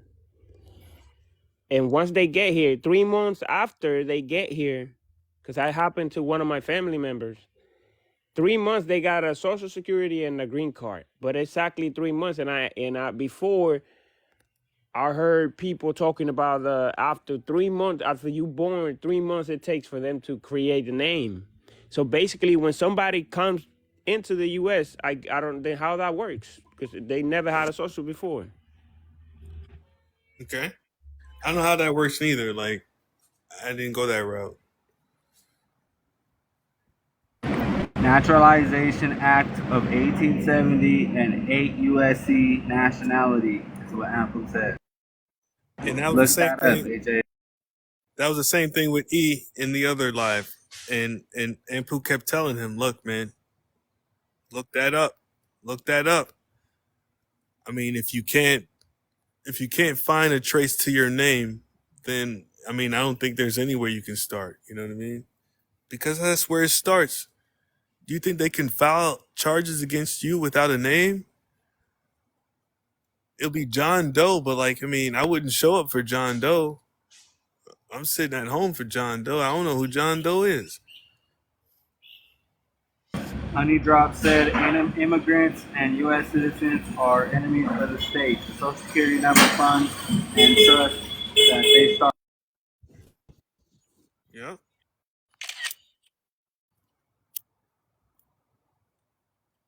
Good to know. Look, I don't care if you guys record it or anything, but like, I can't control what TikTok does, so I don't care. But do your thing. No, I screenshotted it. I didn't. You're not allowed to do that. I don't give a fuck. I'm like, as far as I'm concerned, you are. But I'm just saying, I can't say what TikTok does. So, but if you use it for private use, just don't post it. You know what I mean? No. I was trying to get the information that Empu and Honey dropped Settlement Queen. They drop in there because I'm gonna look them up. I'm gonna look it up. I want to know about that. I don't know anything about it. Do your thing, brother. I'm all with it. I'm just saying, like, I didn't take a screenshot, but I heard the clip. USCIS equals United States Customs and Immigration Services. AJ. All right.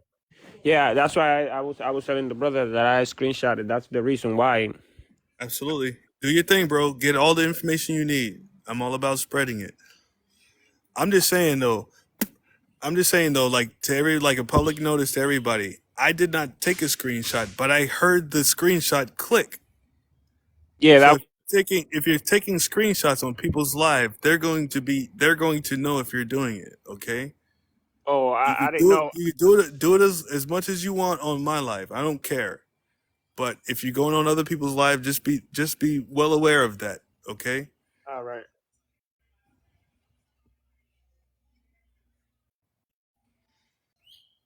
Nah, scratch that. If you want to screenshot your shit without anybody knowing, turn your speaker off. Or your mic. That's what I'm saying. I don't think that matters, bro, because it made the click on my screen. Yeah, somebody in the comments said they heard it too. Yeah. Oh, okay. That might have been what it is. Okay. Yeah, because the mic was on. Yeah. Honey Drop. I'm setting up to join your Patreon. I'm setting up to join your Patreon because I'm not done learning. And Honey Drop she's like a well of knowledge. If you need some knowledge, you get your bucket. You just get your bucket, put it underneath that well, and you just pump out that knowledge, B. You know what I mean? And Pooh is knowledge. Like, I respect those who just give out knowledge just freely. Like, here's the thing. If they got a class and all that, take the class if you want to. But, on the lives, they just pump out knowledge. And they give you the breadcrumbs to follow, too. You know what I mean? And I respect that, bro. Like, I respect that in all my heart and everything. I respect that because it's on you to take it upon yourself, not just to get knowledge from live, but to go beyond that and research what the acts are, research what the code of federal regulations are. You know what I mean? All of that stuff, bro. The public law. And I know we get caught up in everyday life, man, and that's what it is. We get caught up in everyday life. My everyday life now is just tending to the people who need me, bro. That's it. After Pops died and like Mom's is like by herself, like that's my everyday life. And then I gotta spread that butter on that toast for everybody else who's in my life. And then I gotta just scrape. Hold on now. Let me find out your bread in the butter. Now I gotta cut off the crust of the bread, and the crust of the bread is for me, and all the rest of the time I got is for me. And that's when I'm out here going live with y'all. I'm out here reading this just so like I can know what I'm doing before I do it. Because when I walk up to that window to file that document, I want to be ready for anything they said. And I got a video of it. And she goes, well, we can't accept this because of this, and we can't accept that because of that. And I said, well, are you refusing to file my document? I didn't come up with no codes or anything. I just said, "Are you refusing to file my document?" And she goes, "Well, we're not refusing, sir, but we can't accept it in this." I said, "So, well, maybe I can redact this or redact that." And I wasn't going the file on demand route, and I know Aunt Pooh will rip my head off for this, right? But I was just trying to get it filed, and I'll correct it later because I'm still learning, right? But I knew that they cannot refuse to file my document. So I just went the whole conditional acceptance route. Well, I can accept that, but what if I did this? Or what if I did that? Would you file it that in that route? And I ended up getting my documents filed, but I had to well, and maybe in that interaction or in that transaction, I learned something. Maybe I shouldn't file it with this on it, or maybe I shouldn't file it with that on it. But govern yourselves accordingly, right? I wouldn't put it on the document if I didn't want it to be filed in the first place. So why are you refusing my document? There's all kind of ways, but like once you go through it and you know what you've been through, and you know what kind of oppositions that's been put in front of you in trying to do so, now you know how to take the next route.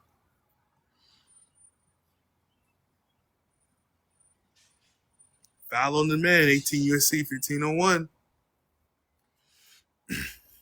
And here's the thing, like Ampu, like from now on, I'll put that with a cover notice, or I'll put it on the top of the notice, or whatever, or I'll verbally dictate it to them. Do whatever you need to do.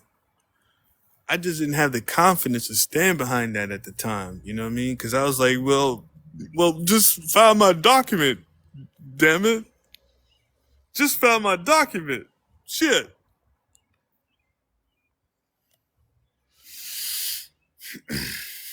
I still don't have that pair of executive balls on me yet.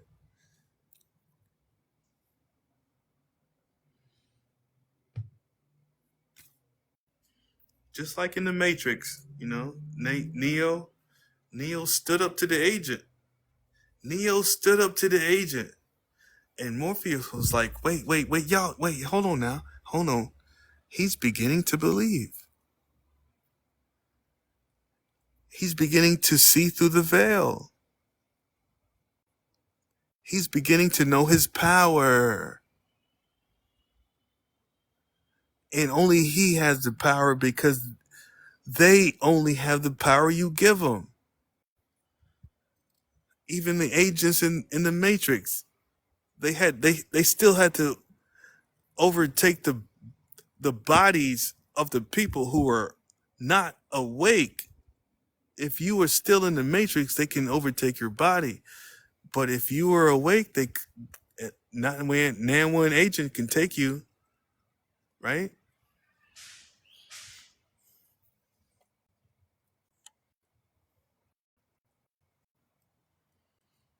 I mean, we in the Matrix, man. And I would say, I don't know if anybody else heard this one. Mark Piasso has a whole series on the Matrix and how it relates to how they control you in everyday life.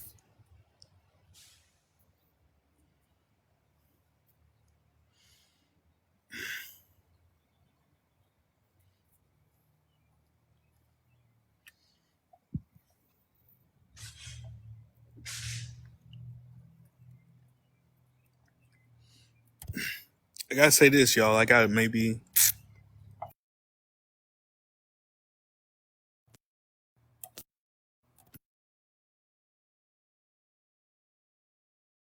Man, let's keep going.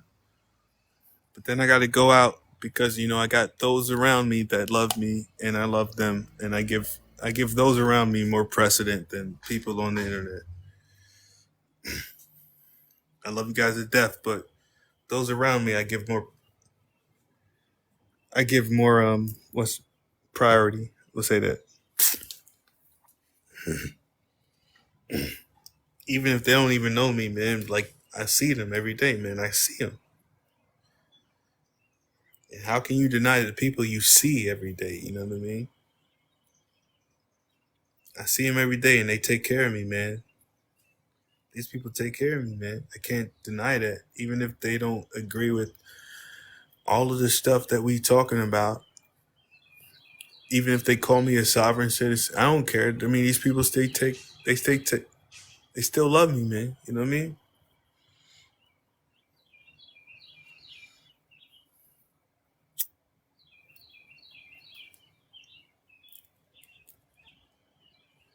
And then you'd be like, man, I wish I could free them all, bro.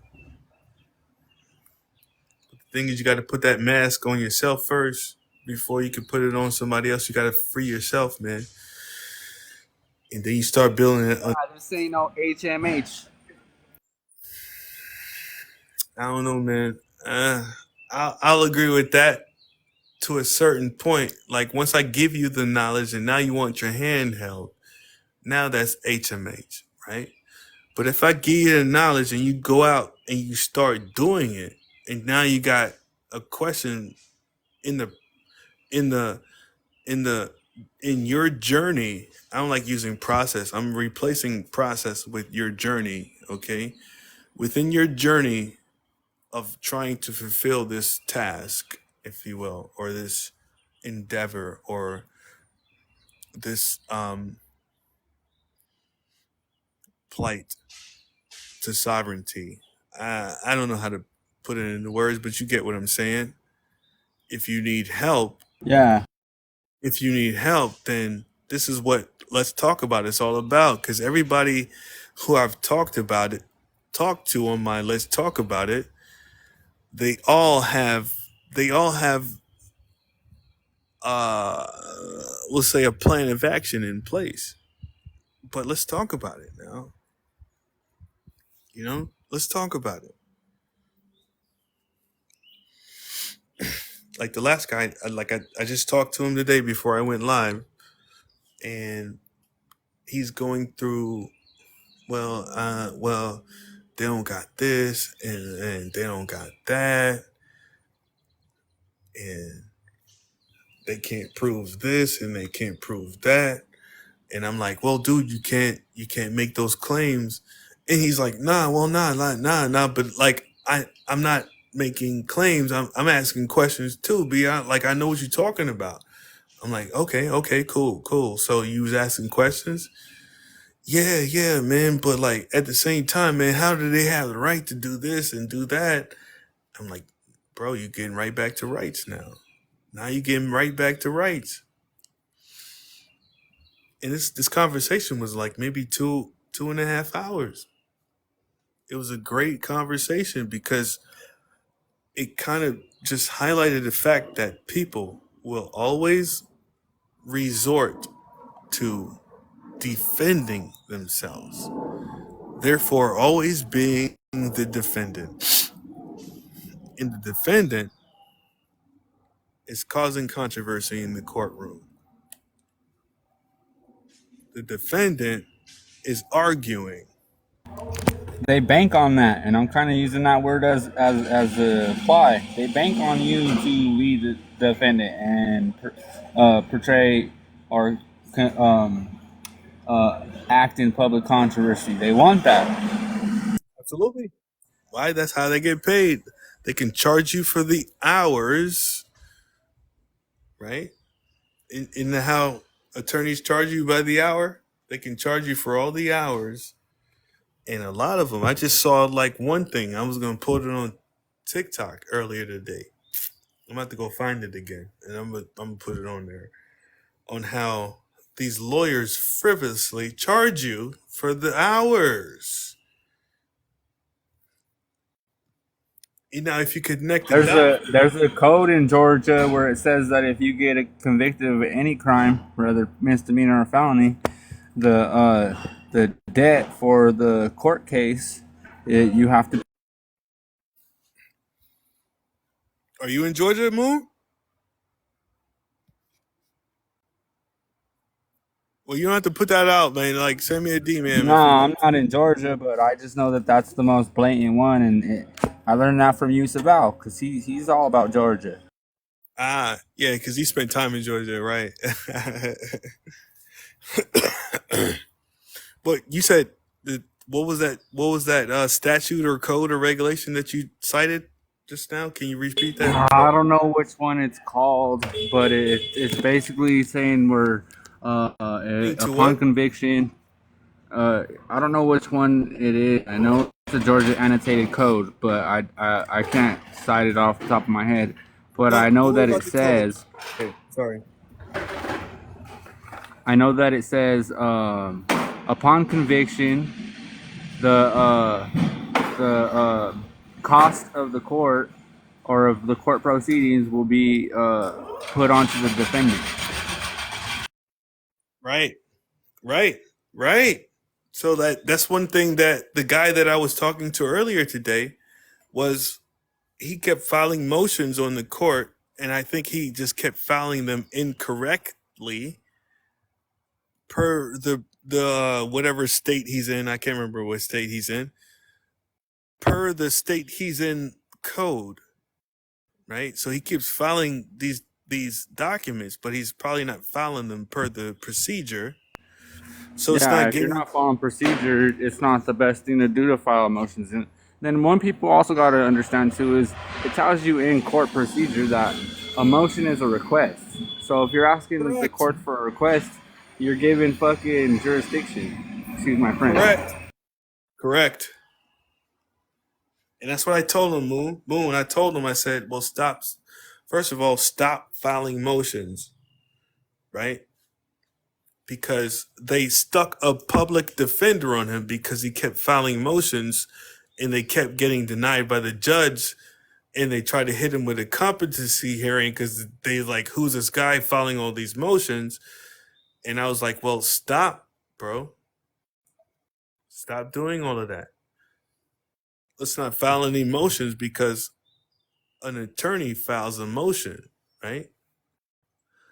Somebody who's pro se files a motion. And somebody who is pro se is subject to all the rules and regulations and everything that has to do with an attorney. Yeah, but if you're sui juris, you should be filing demands, not motions. I mean, do they honor sui juris? No, they don't. They don't honor sui juris, bro. They don't honor that. They don't care about a sui juris. They're administrating your abandoned property because you haven't claimed it. I don't know though, because if you're saying that you're an attorney in fact sui juris, that means in one's own right. They can't rebut that. One's own right? But like, here's the thing. If you know that we're in a state of emergency, the Constitution is suspended, and the Civil War never ended, right? And you know, we're enemies of the state and all of that stuff. All of that stuff goes right out the door when you walk into that courtroom, because that's how they're operating. Exactly, just like Ampu said, what we are doing right now, being in the class and shit. Who cares what they honor, get out of the official state-created office known as person? Defendant is a fiction. So this is why they don't honor your friend sitting there throwing out motions, because your friend is just being a defendant, a fiction. Correct. And that's what I kept telling him. And I kept telling him, bro, like, you're moving from the wrong status, standing, and position. You're moving from the wrong, and they're not going to. It's like a child telling you, like, where they want the family reunion to be at. And they're not going to take your consideration. Only the adults can make that decision, right? I look at it like this: like when a child gets in trouble from their parent, and they don't want to be in trouble or they don't want to face the consequences, what do? They start no. Arguing and lying. Whenever we used to get our asses whipped, Whenever we used to get our asses whipped back in the day, what did we do? We jumped around screaming, "No, please, mom, don't." You know what I'm saying? Correct. Well, that's what a defendant is doing when they're doing all these motions and doing all this other stuff. You know? Correct. Correct. Beautiful, brother. Beautiful.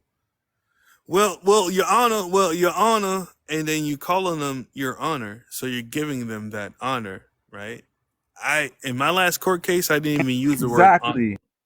I didn't even use the word honor. I said ma'am or sir. Well, ma'am, I don't, well, ma'am this and ma'am that. But I was still creating controversy. I would say that even the fact that I was doing nothing but asking questions. You know what? Fuck it. Like, I wasn't covering any controversy because all I was doing was asking questions.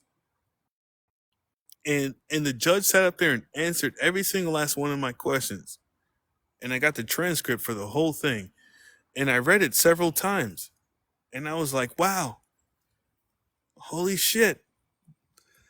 After I read it a couple of times, just my court transcript of my hearing, after I read it a couple of times, I was just like, well, I don't think this has anything to do with my rights. I don't think this has anything to do with due process. I feel like these people, like what I said to somebody on a call, right? Because I have my Let's Talk about it, and I don't give anybody advice. I just allow people to talk to me, and then I try to dispel any kind of fear that they have of going into their next court case. That's all I do, because that's all I can do, because I have no fear. Like, I kind of want to start some more controversy with my court case just so I can go in there and get more stuff that I can post on TikTok, you know what I mean? And get some views. But that would be the only reason. It wasn't because I believe that I have any charges I need to answer to. It's not because of that. Like Ampu said, you just love being in public. Yeah, that public can get you views, though. That public can get you a couple of paychecks, right? Right? I'm just being honest. Yeah, but if you're in your official position, status, and standing, you don't need everything. Exactly. So if my life is prepaid and I can move autonomously through life, I don't need to charge nobody for nothing.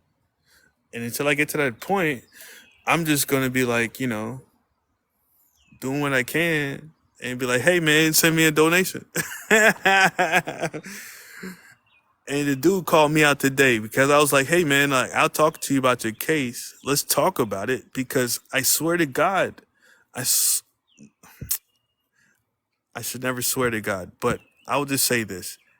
I will stand on my square and say that allowing people to just talk about their case is so therapeutic. It's so therapeutic for me. So like I can't charge him for it. Like, cause me and dude, we was on the phone for 2.5 hours. And I would never once said like, oh, all right, man, well I got more things pressing. I actually did say I gotta cook dinner and everything, but I got that done while I was on the phone with him.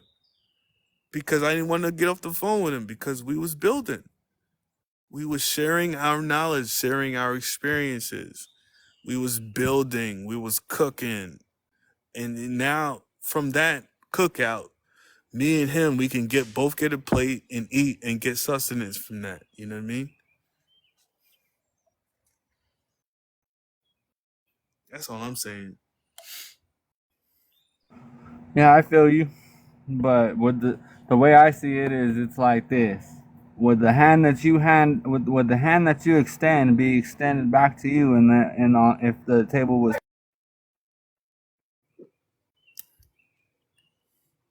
I try not to concern myself with that. I try not to concern myself with that, because I meet enough of that in my everyday life right, from the people who are around me than to bring that to people who are remotely around me, you know?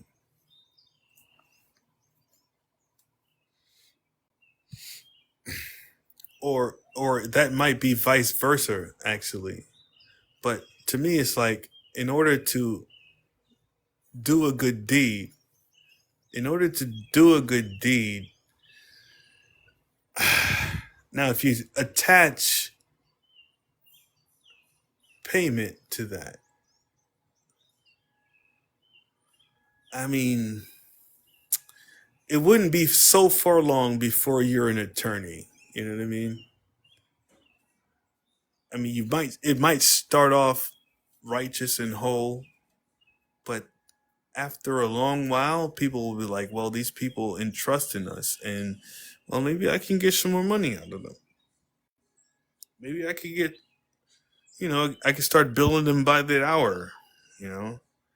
I think that's where it all comes from, man.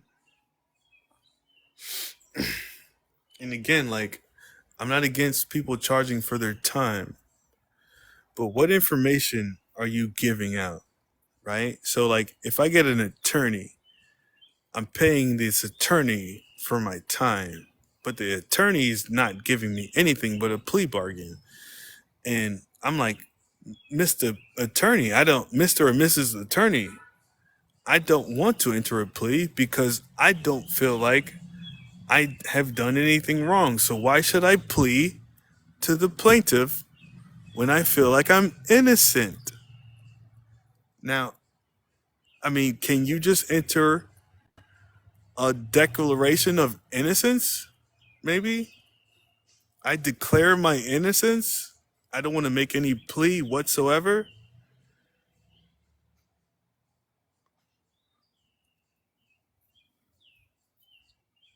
Yeah, I hear you. Like, cause the dude I talked to today, he filed so many motions and all that stuff on his court case, and I feel like he did them incorrectly to the point where the court was like, okay, we're not going to accept any more filings from you. We're going to force a public defender on you. And the only reason I think they can do that is because he did it so many times incorrectly. So they're like, okay, this guy obviously doesn't know what he's doing, and he keeps doing it over and over. So let's just they forced a competency hearing on him.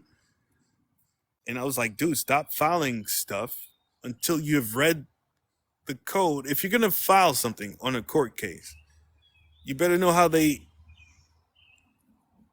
accept their filings, their pleadings, if you will. If you're going to do it.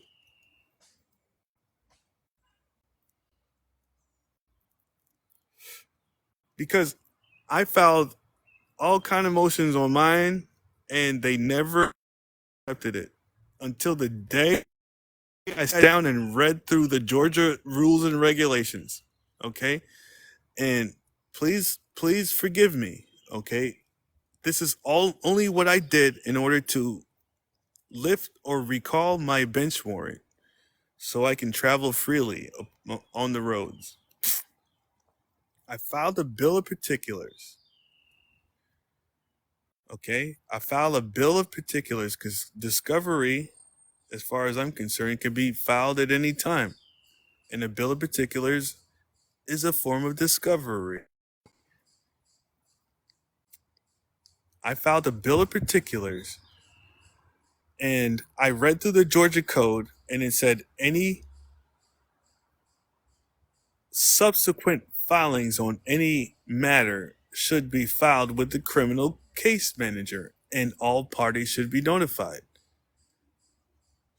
So I filed my bill of particulars, and then I filed also a notice. Attention to the criminal case manager saying, I've got copies for all parties involved, and I'd like a hearing to discuss the matter, or whatever I put in them. Like, I've got it on my public drive if you want to look at it.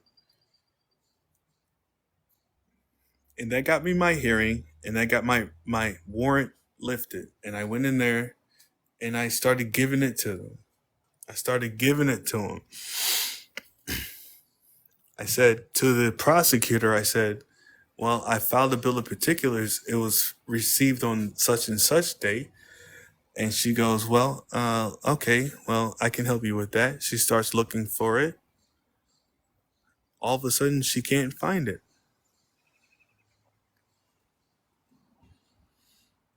I'm like, well, that's okay. You can't find it. Well, I'm here to understand the nature and cause of the allegations brought against me. And she goes, well, I can help you with that. Have you read the accusation? I said, I've read the accusation, ma'am. Those are the charges. What is the nature of the charges? I said, is it admiralty, equity? Is it common? And in the middle of common law, she cut me off. She said it's common law. Oh no, excuse me. She said it was criminal. Criminal. And I said, criminal. Okay, it's criminal. And I said, is that under the common law? And she goes, no, sir, it's under the Georgia Code. I said, oh, it's under the Georgia Code. I said, well, is that a breach of contract, or is that by way of an injured party? And as soon as I said that, she said, okay, Mr. England, go sit over there. Go sit over there, and we'll just wait for the judge to call you up. And I had a warrant. So like I said, okay, all right, that's fine. I'll wait to talk to the judge. I didn't press it because I didn't want the goons to come over there and drag me off to jail or anything. I was still acting without knowledge. So then I go in front of the judge, and I have a post on it, like 2 posts on it of the entire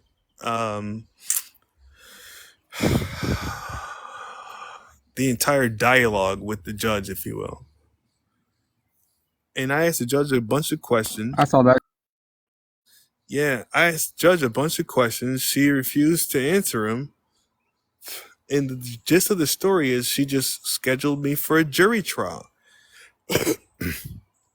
And I said to her, ma'am, I object to a trial. Who am I going to trial with? I don't understand. And she goes, I understand.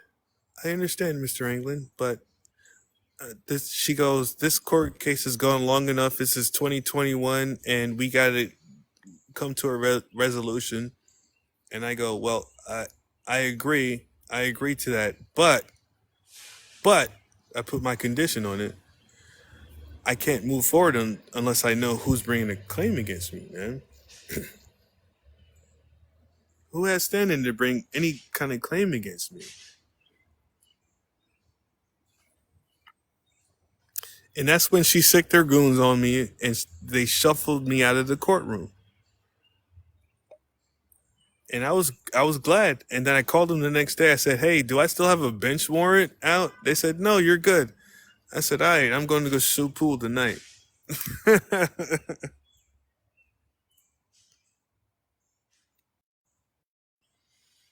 Because you were commingling private business with the public.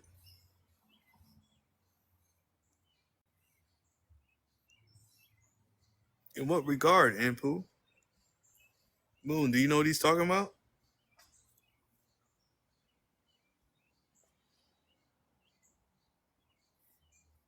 Yeah, private and public don't mix, so you can't put the private in the public. I know, but in those proceedings, how did I mix them?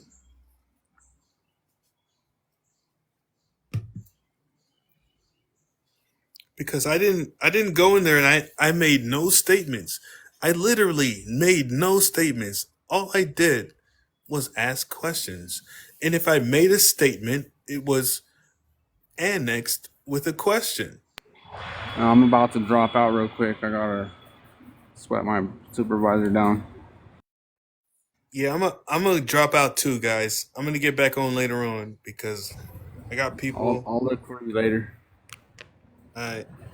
Private questions, Ampu, and private questions. Damn, Ampu, I wish you would be able to come up for like at least 10 minutes out this motherfucker. God damn it. because I would love to ask you these questions, man, because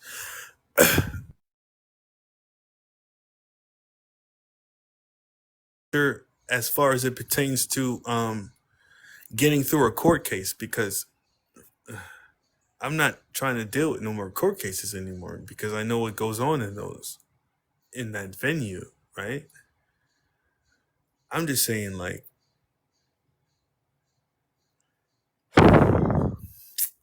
you know what? I ain't got nothing to say. I ain't got nothing to say because back then I wasn't set up to make the right move. Back then I was not set up to make the right move, so I was just moving without knowledge. I was moving without knowledge. And like that's why I haven't made a move in 2 months, because I wanted to set everything up so the next move I made, I was making it from the right position. Like I want to play chess. I'm done with checkers. I'm done with checkers, bro. Like I'm done with checkers. Like office to office, B. Let me speak to the head honcho, right? If I got to make a diss track to Quavo, I will out this month. And I'm gonna go after the head honcho. Chris Brown shit, man. Like I'm gonna call you out on everything that you claimed, bruh.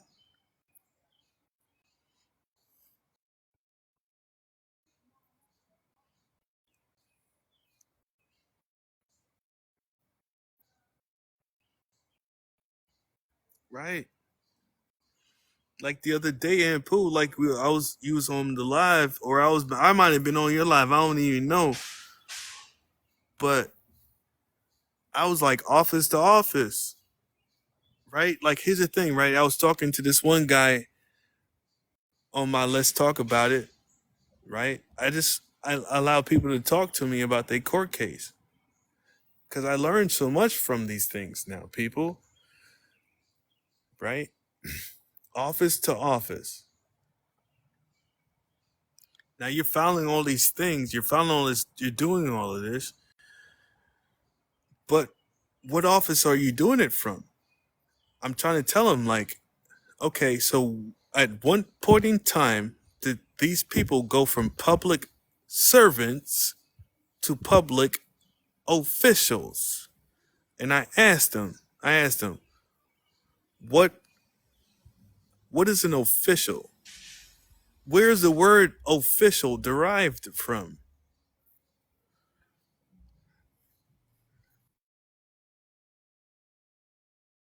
A bunch of words, but he never said the word office. He never said the word office. An official is derived from the word office. So if you have a public official, they're an office holder. Now, what office are they holding? Like this whole concept of office. This whole concept of office just blew my mind once I understood it. Or once I understood it and overstood it in all aspects of standing.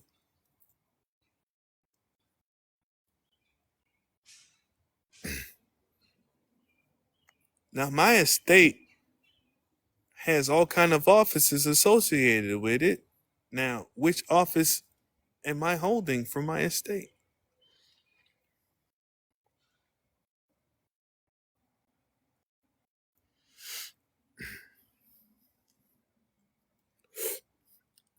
Is my office abandoned? Is the whole name abandoned? Are they confiscating that abandoned property?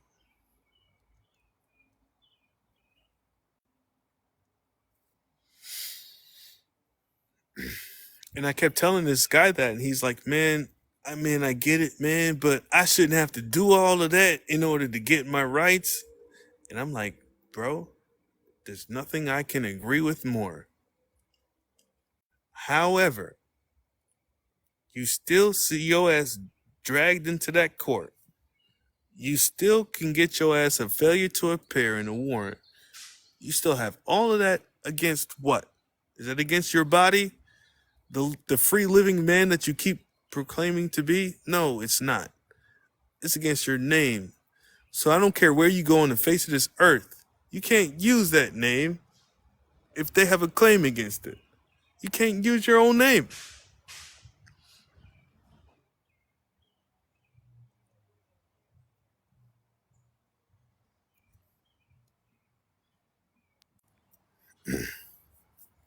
All right, I'm back. I just had to make sure my supervisor wasn't tripping. You at work, bro?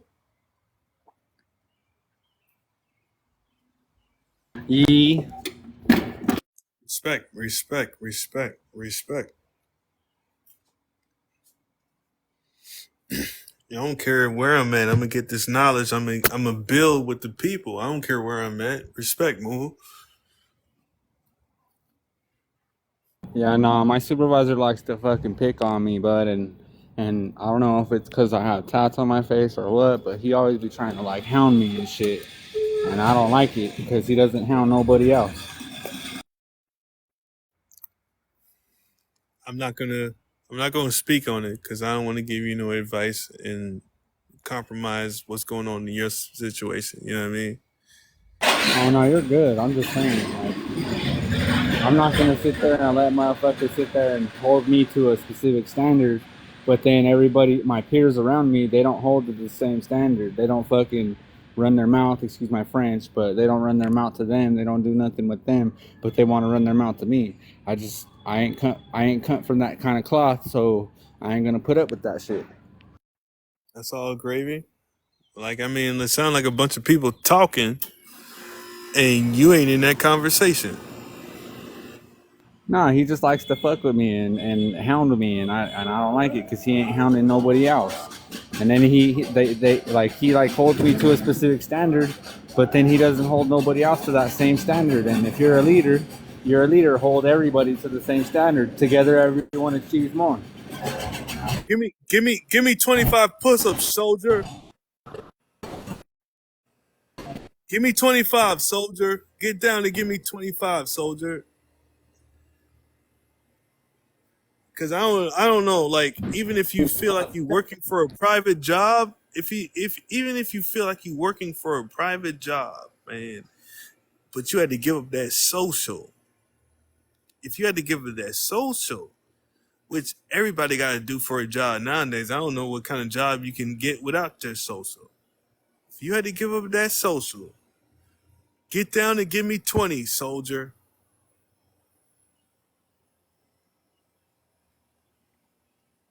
Get down and give me 20. Give me 50.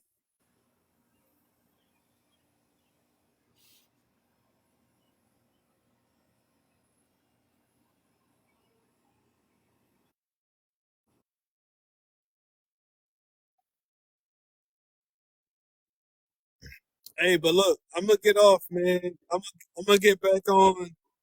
I'm gonna get back on in a minute. In a minute, I gotta give love to those around me. I'm sorry, guys. I love you guys too, though. All day, every day, any day. I'll check you up later or something. I work right now, so I'll check you later if you're on. That is what it is. All right, brother. Hit me up. All right. Hey, thank everybody for being on and listening and being part of the conversation. Love. I love you.